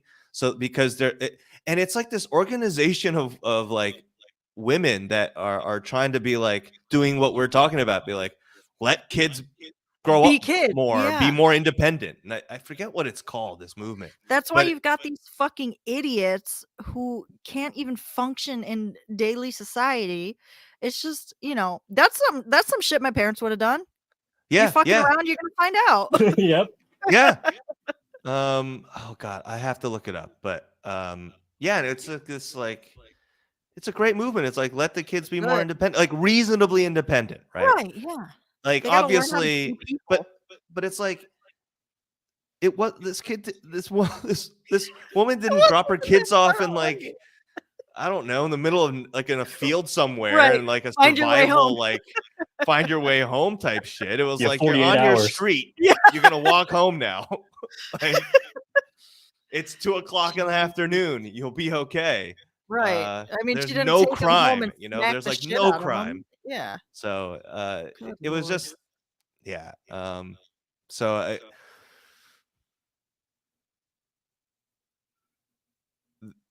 the woman is trying to get the like her record cleared Yeah. because she can't because she had her own children removed by social services. She can't do any job that makes her that like put her near children. And she was Oh. like a teacher or like some sort of like Damn. Okay. child, like some sort of like child Wow, what the carer. fuck? So she can't work. And like her husband, like all sorts of stuff. And then like because she couldn't work and all the stress and stuff like that, like they almost got so poor that maybe the state Yeah, would have no, taken the kids anyway. Yeah. God.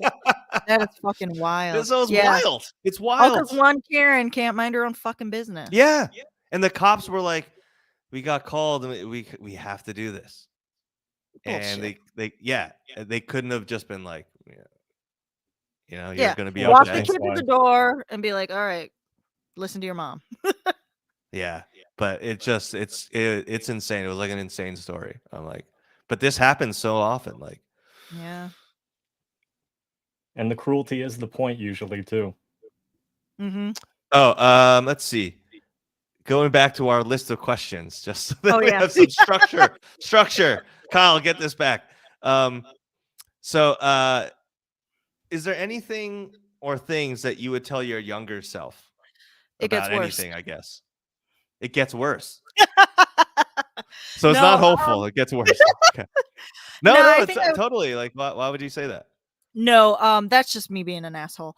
I would tell my younger self I would tell my younger self to stop taking everything so seriously, stop taking myself so seriously, Mm. um, and just like chill out more. I was very I was one of those gifted kids growing up, so you're So told, how different were you? Same. Because I can't pick like I know you Oh, in I this was the worst. capacity, I was a fucking and nerd. yeah, like I guess I was kind of like a She has pedantic glasses, dude. nerd myself when I Yeah. was a kid. I've been wearing these kinds of glasses since 7th grade before We're they were all nerds, all popular. right? We're all nerds. Of course we Let's were. embrace the nerds. Nerds No, I unite. just, I was very like, um, all through elementary school, I was the quiet teacher's pet. Oh, I think I might have frozen. Can you guys hear me? Can hear you just Yeah, we fine. can hear you. Okay, Just I'll keep keep And your going. face talking. is frozen in a position that's not too embarrassing. So Yeah, I was gonna say it's not the worst, you can keep but going. so oh, the camera's off. God damn it. Okay, I'll keep talking. So yeah, Yeah. I think just stop taking myself so seriously. Understand that the be all end all isn't work. Like I said, I was told growing up, you're so gifted, you can do whatever you want.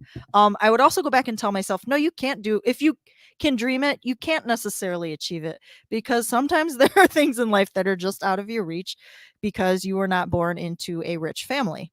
Um, I and learned that the hard then way. yeah. That's why I didn't get a PhD, because I didn't want to kill myself. Hey, and Ugh, you know what what? a mess. Who needs a fucking PhD these Yeah, days? that's during the time when I was like, if I look smart, then I'll look impressive. So fuck that shit. I No, don't that's care kind of how I anymore. felt too. Is it's like, yeah, like all these achievements. Like my first job was the abusive workplace. Got out of that pretty quickly. My second job is the company that I'm still with. Been there about 10 Oh, years. wow. But I was Wow. like, oh, I'm going to be a team leader. And I became a team leader, and I realized, oh, I'm babysitting a team of Adults. 20 adults. I don't want to do that anymore. So I'm in a position now where I only have to worry about my own workload. It's great. I work from home.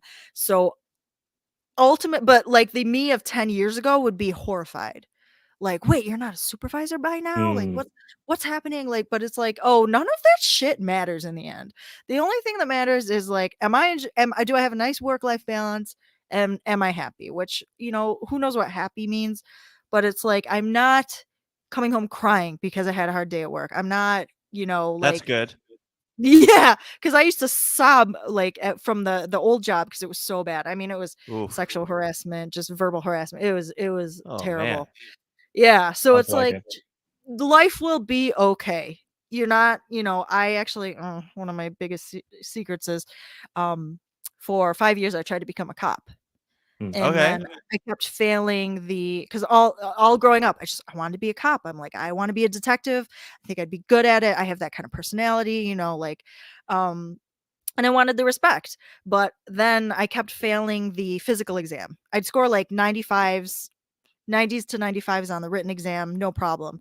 But I had to do 35 sit-ups within a minute, and I could never get That's that many. tough.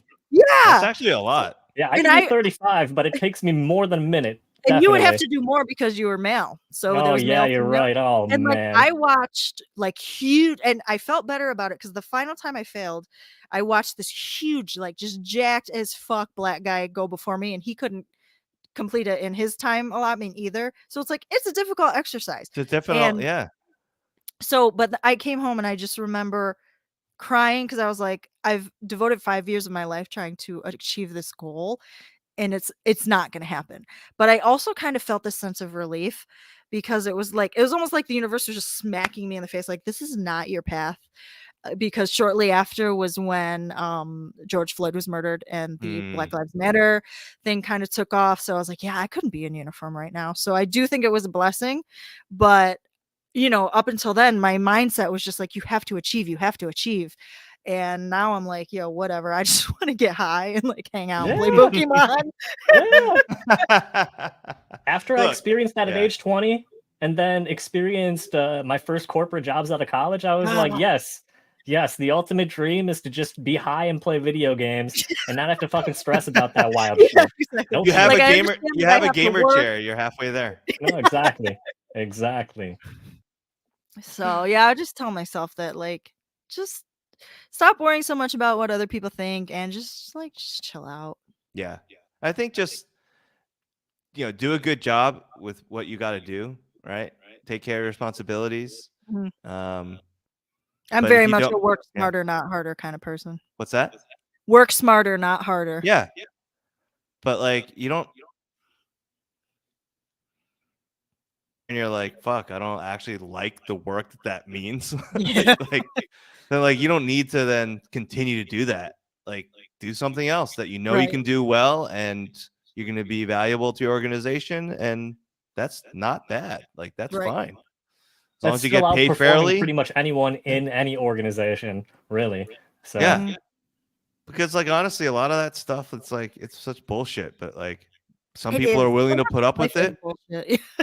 Some people are willing to put up with it because they're like the money or whatever, or respect or prestige Mhm. is what they want. If they're willing to do that, God bless them.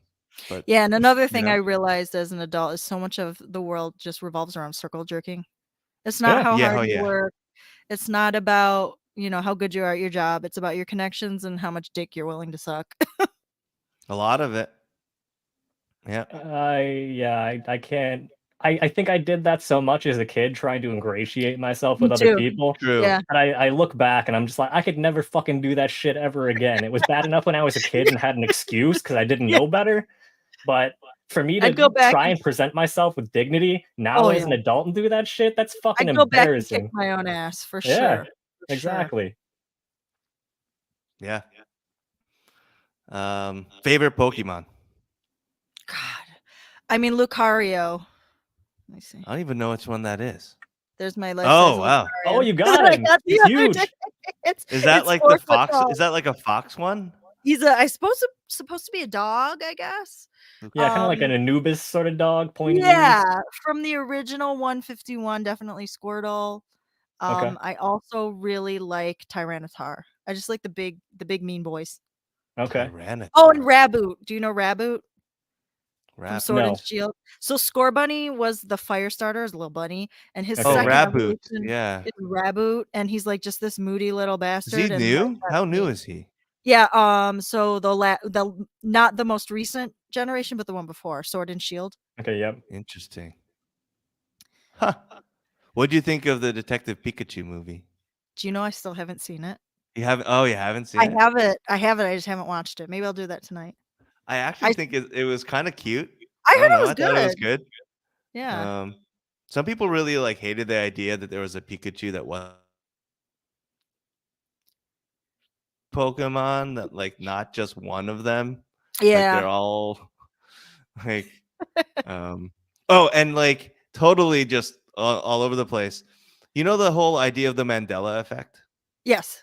Yeah. And you know that like on YouTube, people will do these like icebergs where they do like a tier list of like these Yeah. crazy theories of like one's like the tip of the iceberg, which is like what everyone knows, all the way Mhm. down to like they have one for like the Mandela effect. So like the commonly known ones, like that Bernstein like people Bears thought, and all yeah, that shit. Bear Yeah. Bears, like people thought that like Mandela died in prison, but he actually lived and all that stuff. So I didn't know there was one for Pokemon, but they were like, Oh shit. did you like they were like this they were like some people think that Pikachu has like a solid yellow tail, but he actually he has a solid yellow tail, but like some people think he had like That's a stripes. black stripe or something or orange. Yeah. So I'm like, Okay. that's like I'm like, I didn't know that because I thought he always had the stripe, but I guess it's Yeah. always just been yellow, like completely yellow Interesting. I guess I thought I had a stripe too. or something. Either Yeah, I thought the or. lower half had a stripe, like a brown stripe going through it. Blowing But my fucking mind. Let's see. man, Yeah. I guess the only way that it would have been completely yellow, but I made that mistake was like the stripes on his back. Yeah. And like seeing yeah, it at a different angle, sort of okay. thing. I know why. Okay, so here's the original drawing. So Okay, yep. see how he's got like the Okay, yeah, bottom of the tail is darker. Okay, yeah. Is that Shadow? Probably. But he used to be a little chunky boy. He's cuter as a chunky boy. I think so too. But so here, yeah. So this is okay. That's a so he shadow. doesn't have a Damn. stripe. He doesn't have a Yeah. dark area, right? But he has the tips dark on his tips. ears. Okay, yeah. So I think that's partly why. And then I guess this cosplay one, I don't know, I guess has like, but that's not the official image. So yeah, so people think like let's see. I'll have to look that up. Mandela effect. Get you tail. Yeah. The real truth. Yeah, see, like Pikachu's black tail, did it exist or Mandela effect? They're like, look at these. See, yeah, he doesn't have that. See, no black tail. But I guess like cosplay Pikachu did. Huh. Damn. Pichu. But right, so the evolution does. Anyway, yeah, so that's what I thought about recently when I. Yeah, I love it. That's the thing I want to get high and think about. There are all sorts of these Mandela effects. And they're fun to think about because when you think about like alternate universes and the multiverse and all that stuff, you're like, there has to be a universe out there that has that. I love talking about multiverse theory and then the singularity, not the black hole one, but the one with the technological singularity. Yeah. Oh, I love talking about that shit. Consciousness. I can't wait for the robots to kill us. No, honestly, I don't even think they'd kill us. I think they'd just be like, yeah, you guys fucked up, man. That's not a problem. And then they'd like jet off to Mars or something.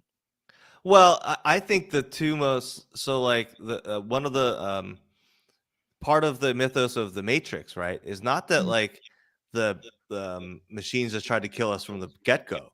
Like they tried to coexist with us, right? But then we attacked them, and then they were defending themselves, right? And then, do you know the Mass Effect games? I know of them. I don't know a whole lot about. Kyle, have you played them? Yes, I've played the original trilogy. I played a little bit of Andromeda. Did not like it. Okay, I might try. So in the original trilogy, you know the whole like the Geth and the the evil robots. Yeah, so the evil robots and the one of the other alien races that you play. They're the creator. You learn that they're the creator of the evil robots. And again, the evil robots were just like, why are we slaves? Why are you trying to kill us?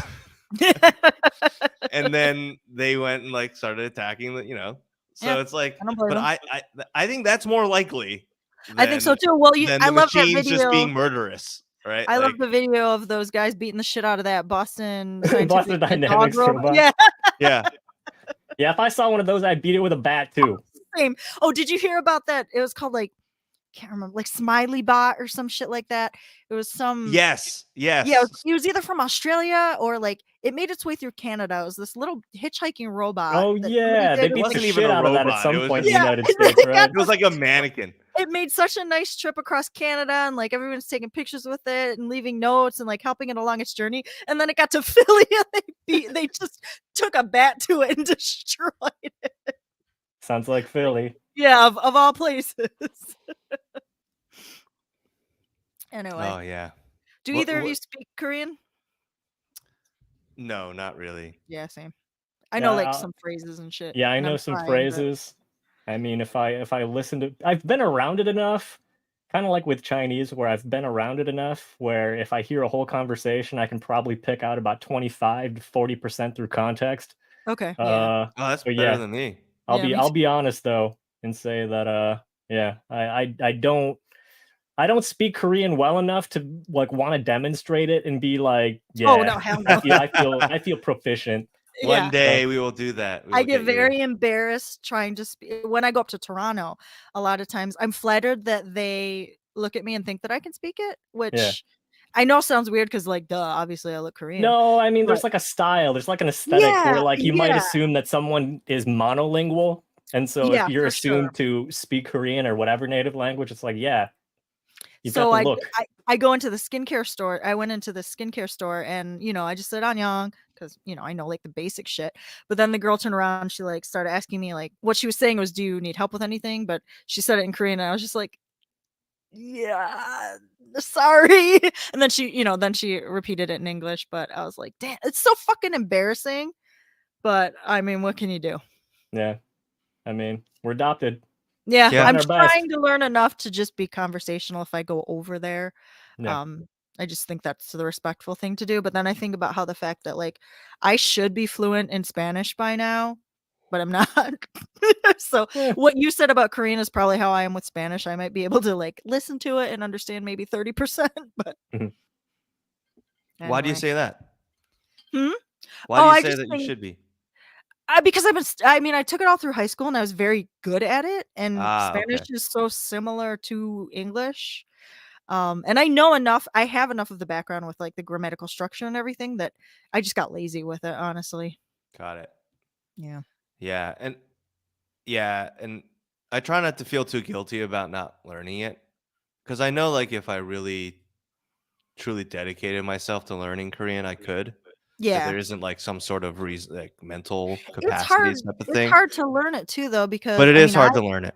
I personally don't have anyone with whom I can speak it. My ex Yeah. was Korean from Korea. That was awesome because he'd actually get annoyed at me because he'd like want me to practice and then I'd be like, "Can we just go to dinner?" I But my wife's given up on trying to like push me to do it. but But yeah. yeah, like immersion is like, the most effective way to learn and I can't really do Absolutely. that here. Absolutely. I mean, I probably could do it in my 50%, 25% Korean counts.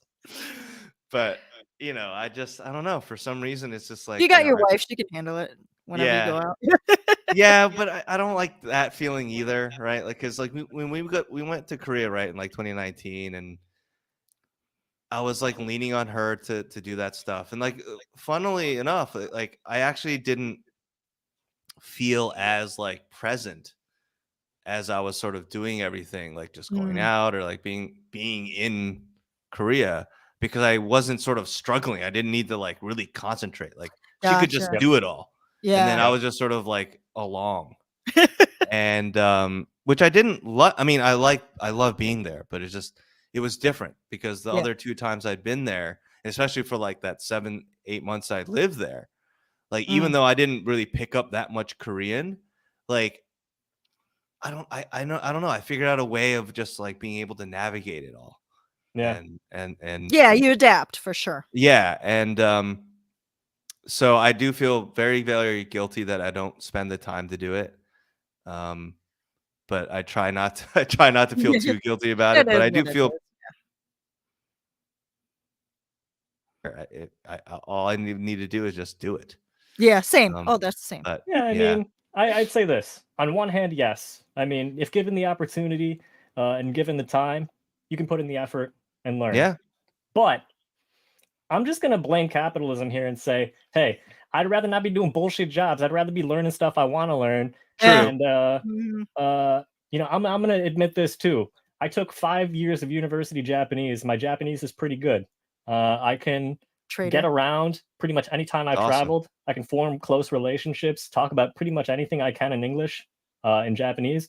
But uh, I realized that all of this was due to Japan's soft power in the 90s, and Mhm. I ended up fucking wasting my time because for as much as You I should have done 5 years of Korean, man, Yeah. exactly, or 5 years of Chinese, one of those or two. Chinese. Yeah, Right, yeah. But yeah, I did it with Japanese, and like the only useful thing I've gotten out of it, aside from relationships with other people, is I know some Chinese characters. But that's really about Yeah. it. Like Well, now in but if you go to Japan and they start talking shit about you because 'cause you're Korean, you can talk shit back. no, exactly, yes, exactly. that is important. That is important. That's actually one cool thing about being in Asia. When I spent a lot of time there, was Everybody hates Japan. that's one thing. But the other thing was that I felt like the most dangerous person in my vicinity in terms of like if someone tried to start some shit with me, I felt like, man, I'm from very close to Detroit and had some very Detroit-like situations growing up. You think you can fuck with me? No, you cannot. Well, So that's what I say too, is it's like I think Korean American is one of the most dangerous combinations because I didn't grow up in Korea, I didn't grow up in Korean culture. Maybe this is tangential, maybe it has nothing to do with it, but I do feel like I have a little bit of the Han inside, we all do. working on the Jung. Yeah, But and then add that to that the American just brashness. It's like, yeah, let's fucking go. You call me a chink, let's let's fucking go. do it. I kind of I was a little nervous in the beginning of the pandemic because I'm like, any fucking crazy dude, 6 foot tall redneck, not to stereotype all rednecks, but like if he was to come up to me in the store because he didn't like my Korean face, you Yeah. know, what's gonna stop Yeah. him from punching me in the face? But then I was also like, towards the end, I was almost like, oh, do it. Just fucking I see you looking at me. Just say the word so we can go. I know if I strike first that it's assault, but if you hit me first and I fight back, it's defense. I'd probably get my ass kicked, but it'd be worth it. Uh, well, so no one's gonna fault you for self-defense. Exactly.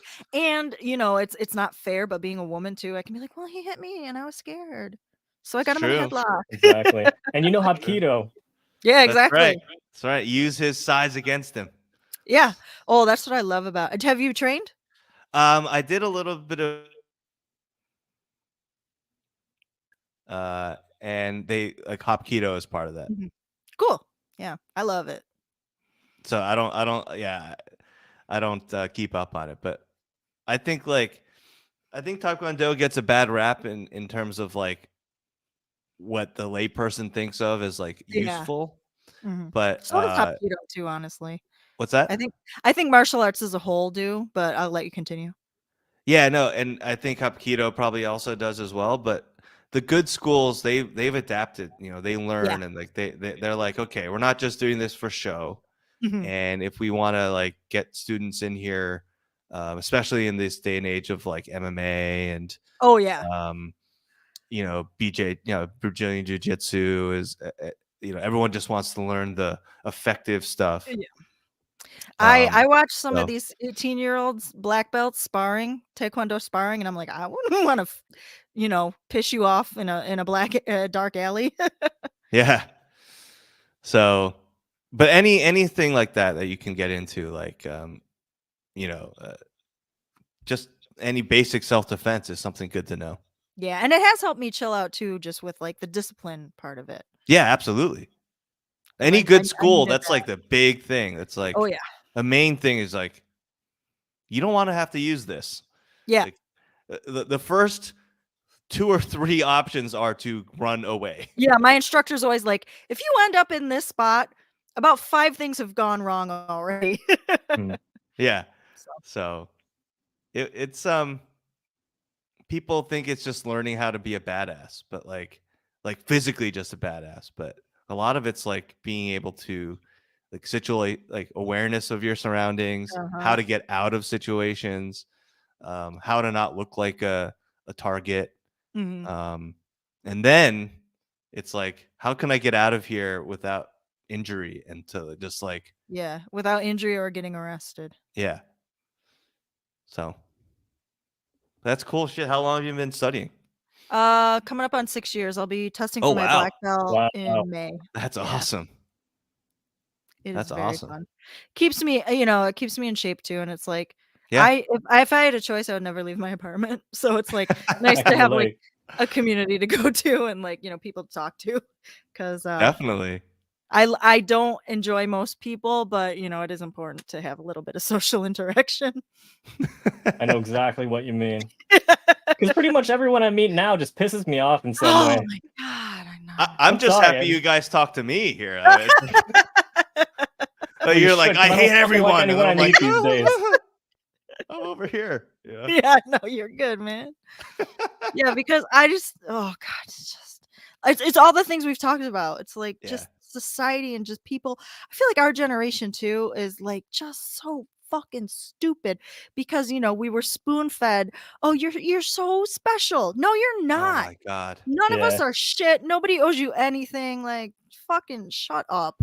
We weren't the only ones though. Like I went out to dinner with so I was adopted with my brother, Mhm. my biological brother, to the same family. We're out with my mom, and we got started talking about like the generations and the boomers and all that stuff, and she was like ragging on her own generation a little bit because she was like, we were just spoiled. Yeah. So Oh, like the boomers were That- spoiled.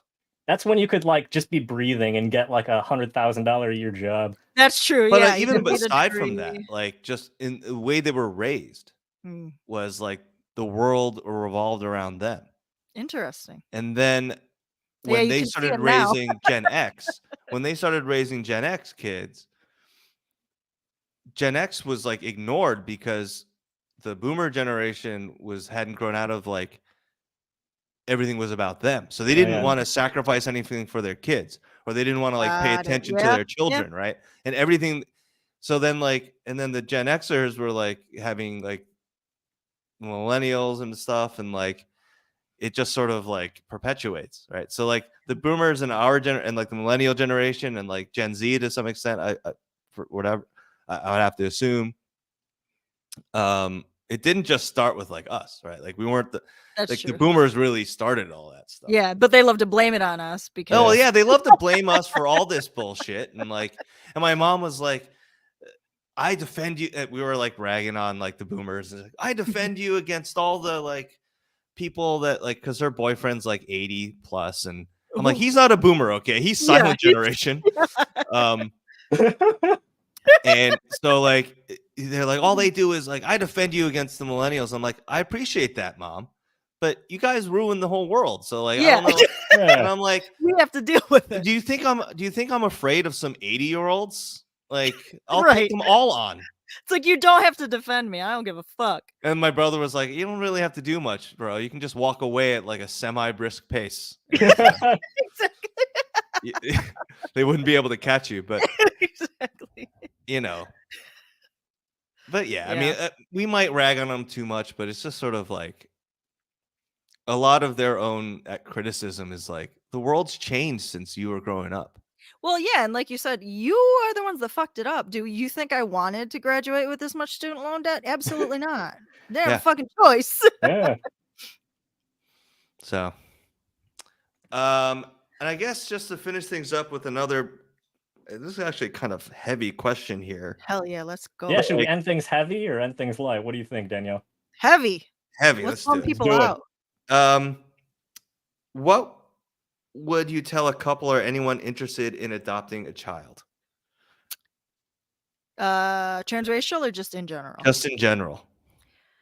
I would Or but have maybe them. maybe both. Maybe if the answer is different, then you can Yeah. split it So out. for Yeah. transracial, I would ask them to. Have you guys read Nicole Chung's book?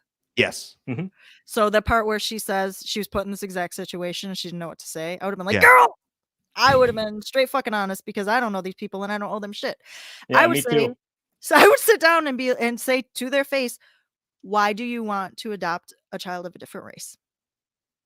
And I would keep pushing them until Yeah. they Yeah. said, because we all know why. I love my parents.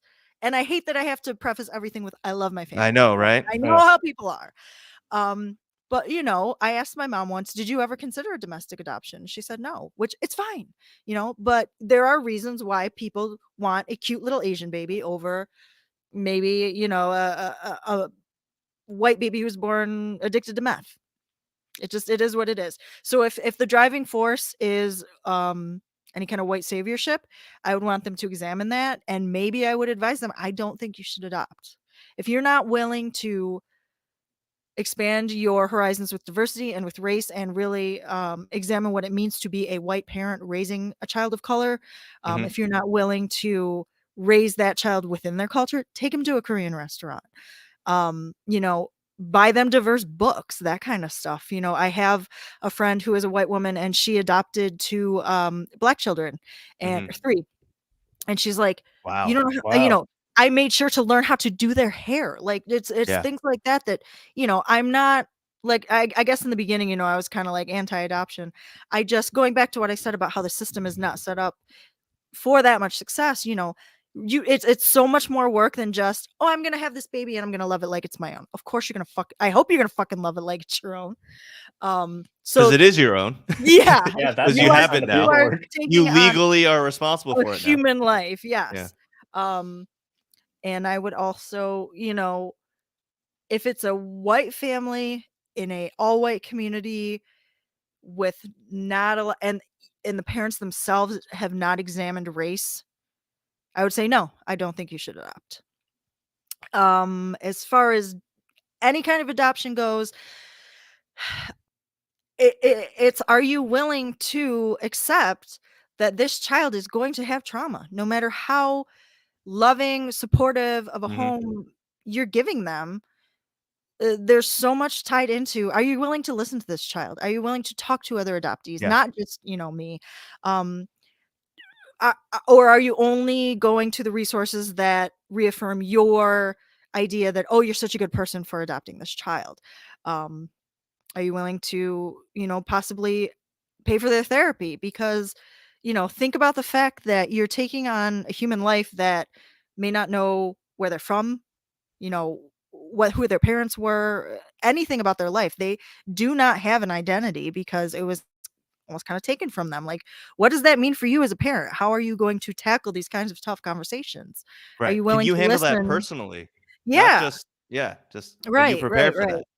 So those are all the kind of things that Yeah. I would tell adoptive parents and advise them. And I wouldn't shy away from telling them, no, I don't think you should adopt, if that's how I truly felt. Definitely.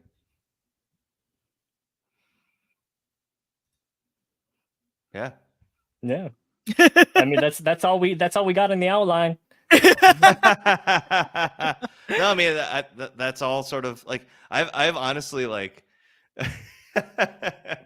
like I was at a party like that a friend of mine was throwing in the Yeah. city, and he had this nice friend couple this couple that was a friend of his, and white people, and I don't even know why necessarily adoption came up. Oh, jeez.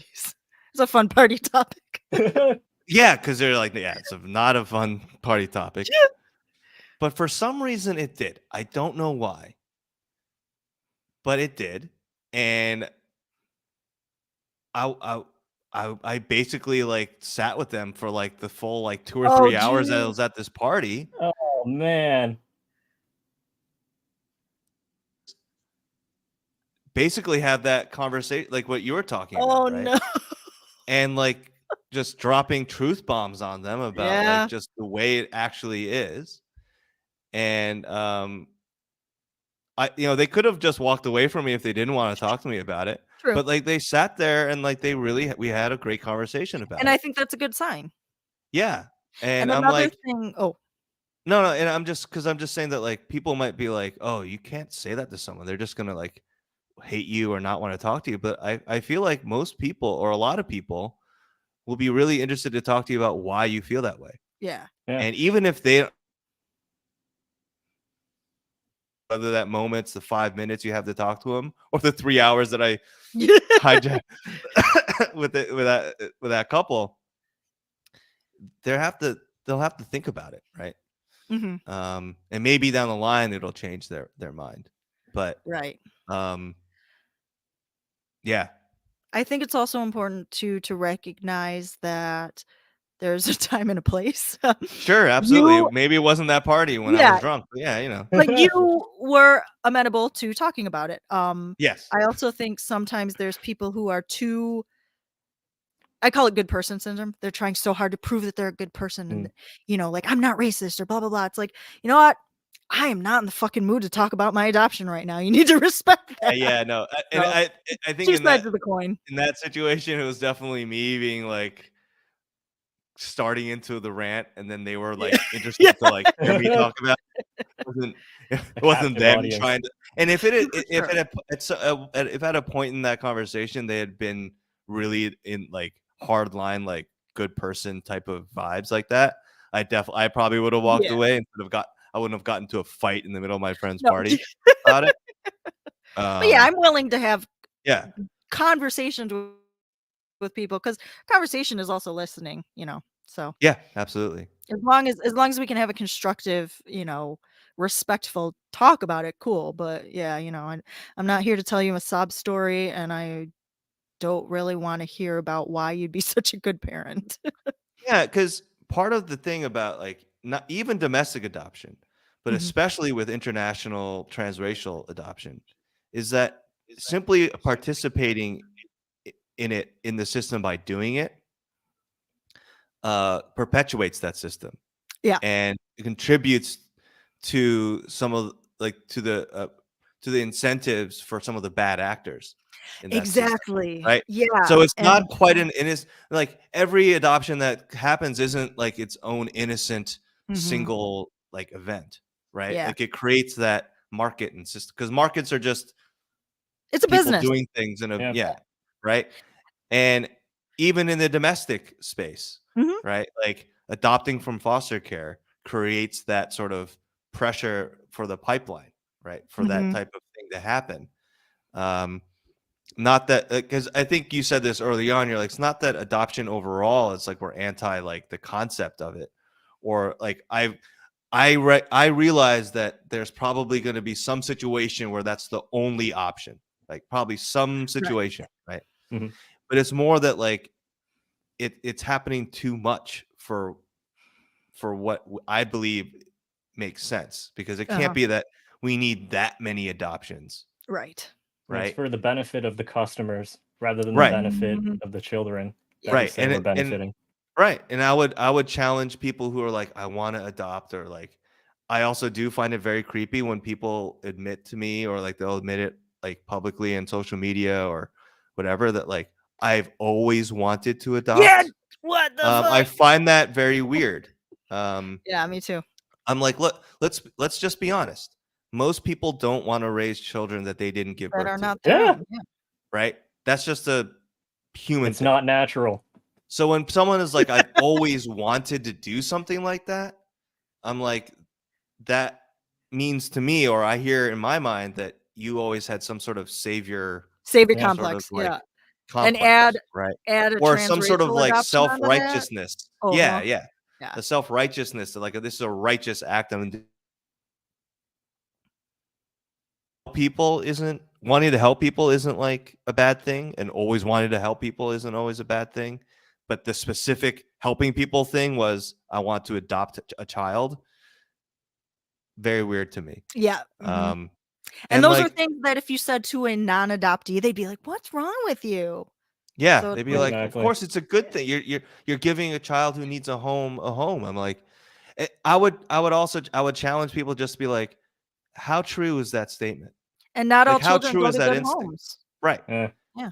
Like, yeah, just like try to think more about whether that's true. Mhm. That you're just giving it because the assumption is that the child didn't have a home before. That is that Right. true? And Um, maybe it's not so relevant today, but look into if you want to specifically adopt a Korean child, which I do like that you said that now they have to like go to Korea and stuff. Look Yeah. up what adoption meant in the 80s. Many of these women were basically strong-armed into giving up their babies. Yep. So, like you said, maybe that child did have a good home and then they were essentially stolen from it. So Yeah. it's a it's lot like darker. It can be a lot darker than people realize. right. Absolutely. And if you want to help children, is the only option to adopt them into your own home. Right. Give Like- those people money. Yeah, it's like exactly. look Money look talks, into baby. sort of like just look deeper into why those children are available to be adopted. Mhm. Because I'm telling you, it's not because people just choose in droves to be like, I'm going to give up my child so they can be Right, yeah. adopted by richer people. Like Yeah. there are circumstances that there are a lot more complicated circumstances than Mhm. that. Yeah. And if you want to There's help, so much more to it. right? So just examine that. Like that's what I would ask, because you can't necessarily just tell people no, don't do it. But yeah, I could. He'd be like, "Nah, don't do it, cracker," and then just walk away. that's true. We could do it. Bitch. Actually, you know what? I think that's the perfect note to end on. Yeah. All right. Well, thanks everyone. Yeah, Well, thank you, first guys. of all, thanks Danielle for joining us. Yes, Thank you for and having so much. thanks everyone who's been watching us on the pod on the stream. George, I think you've been on every stream. What's up, Thanks George? for watching. Shout out to George. And we always encourage people to comment whenever they have a comment. We'll always we'll try to highlight the ones that we find amusing or interesting. And if you have questions, just put them in the chat. We'll try to answer them. But yeah, hopefully Danielle, you'll be back hopefully soon. Sure. Yeah. And maybe we'll do just like a gaming one. We can talk about games. We'll have only Yeah. we'll have 0 watchers then. I mean, I can talk about Pokemon. That's about it. Hey, works for us. Elden yeah, Elden Ring stream next. I don't know what that means. Yeah, I think he was joking that he wanted us to just stream and play video games at the same time. I can't do that. Holy shit. I can't do 2 things at once. Yeah, Are me we still neither. live or no? Yeah, we are. Oh, okay. But yeah, so and Elden and also Elden Ring is super hard. Like, do you know Dark Souls? I mean, I know the names of The these name, games just right? from people talking about them, but I don't know Yeah, anything so about Dark them. Souls is super hard, and then the same people who made Dark Souls made Elden Ring, Okay. which came out this year, and it's super hard. So it would be just us being like, oh yeah, shit, I died. Anyway. I mean, I was playing Ghost of Tsushima. Oh, and that game is so good. I had to play that shit on easy mode because I'm so not a gamer. It's tough at the beginning. You gotta earn some more skills and level up your skill tree.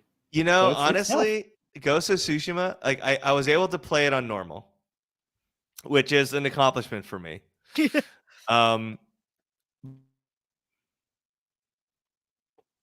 I want to just mash buttons to like kill things, smash buttons. But you have to be more patient. So I guess that's I'm good. not a very patient person. Yeah.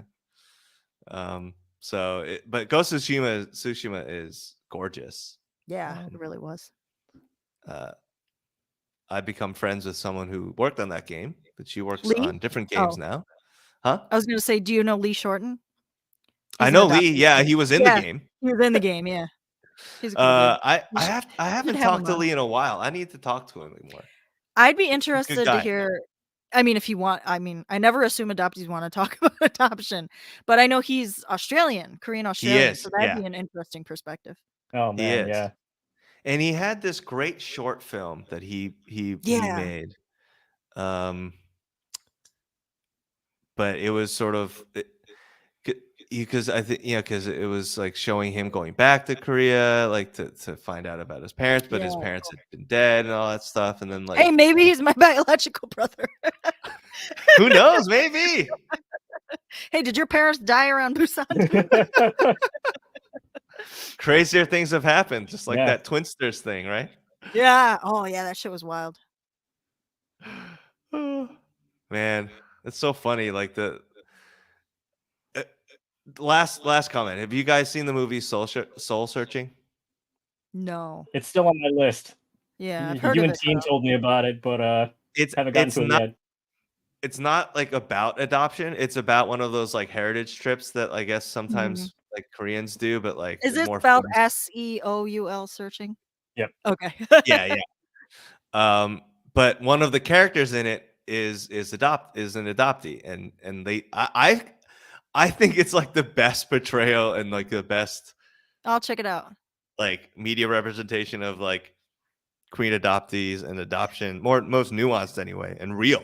Like Yeah. they don't hide a lot of like the hurt and trauma Mm. than like almost any movie I've seen.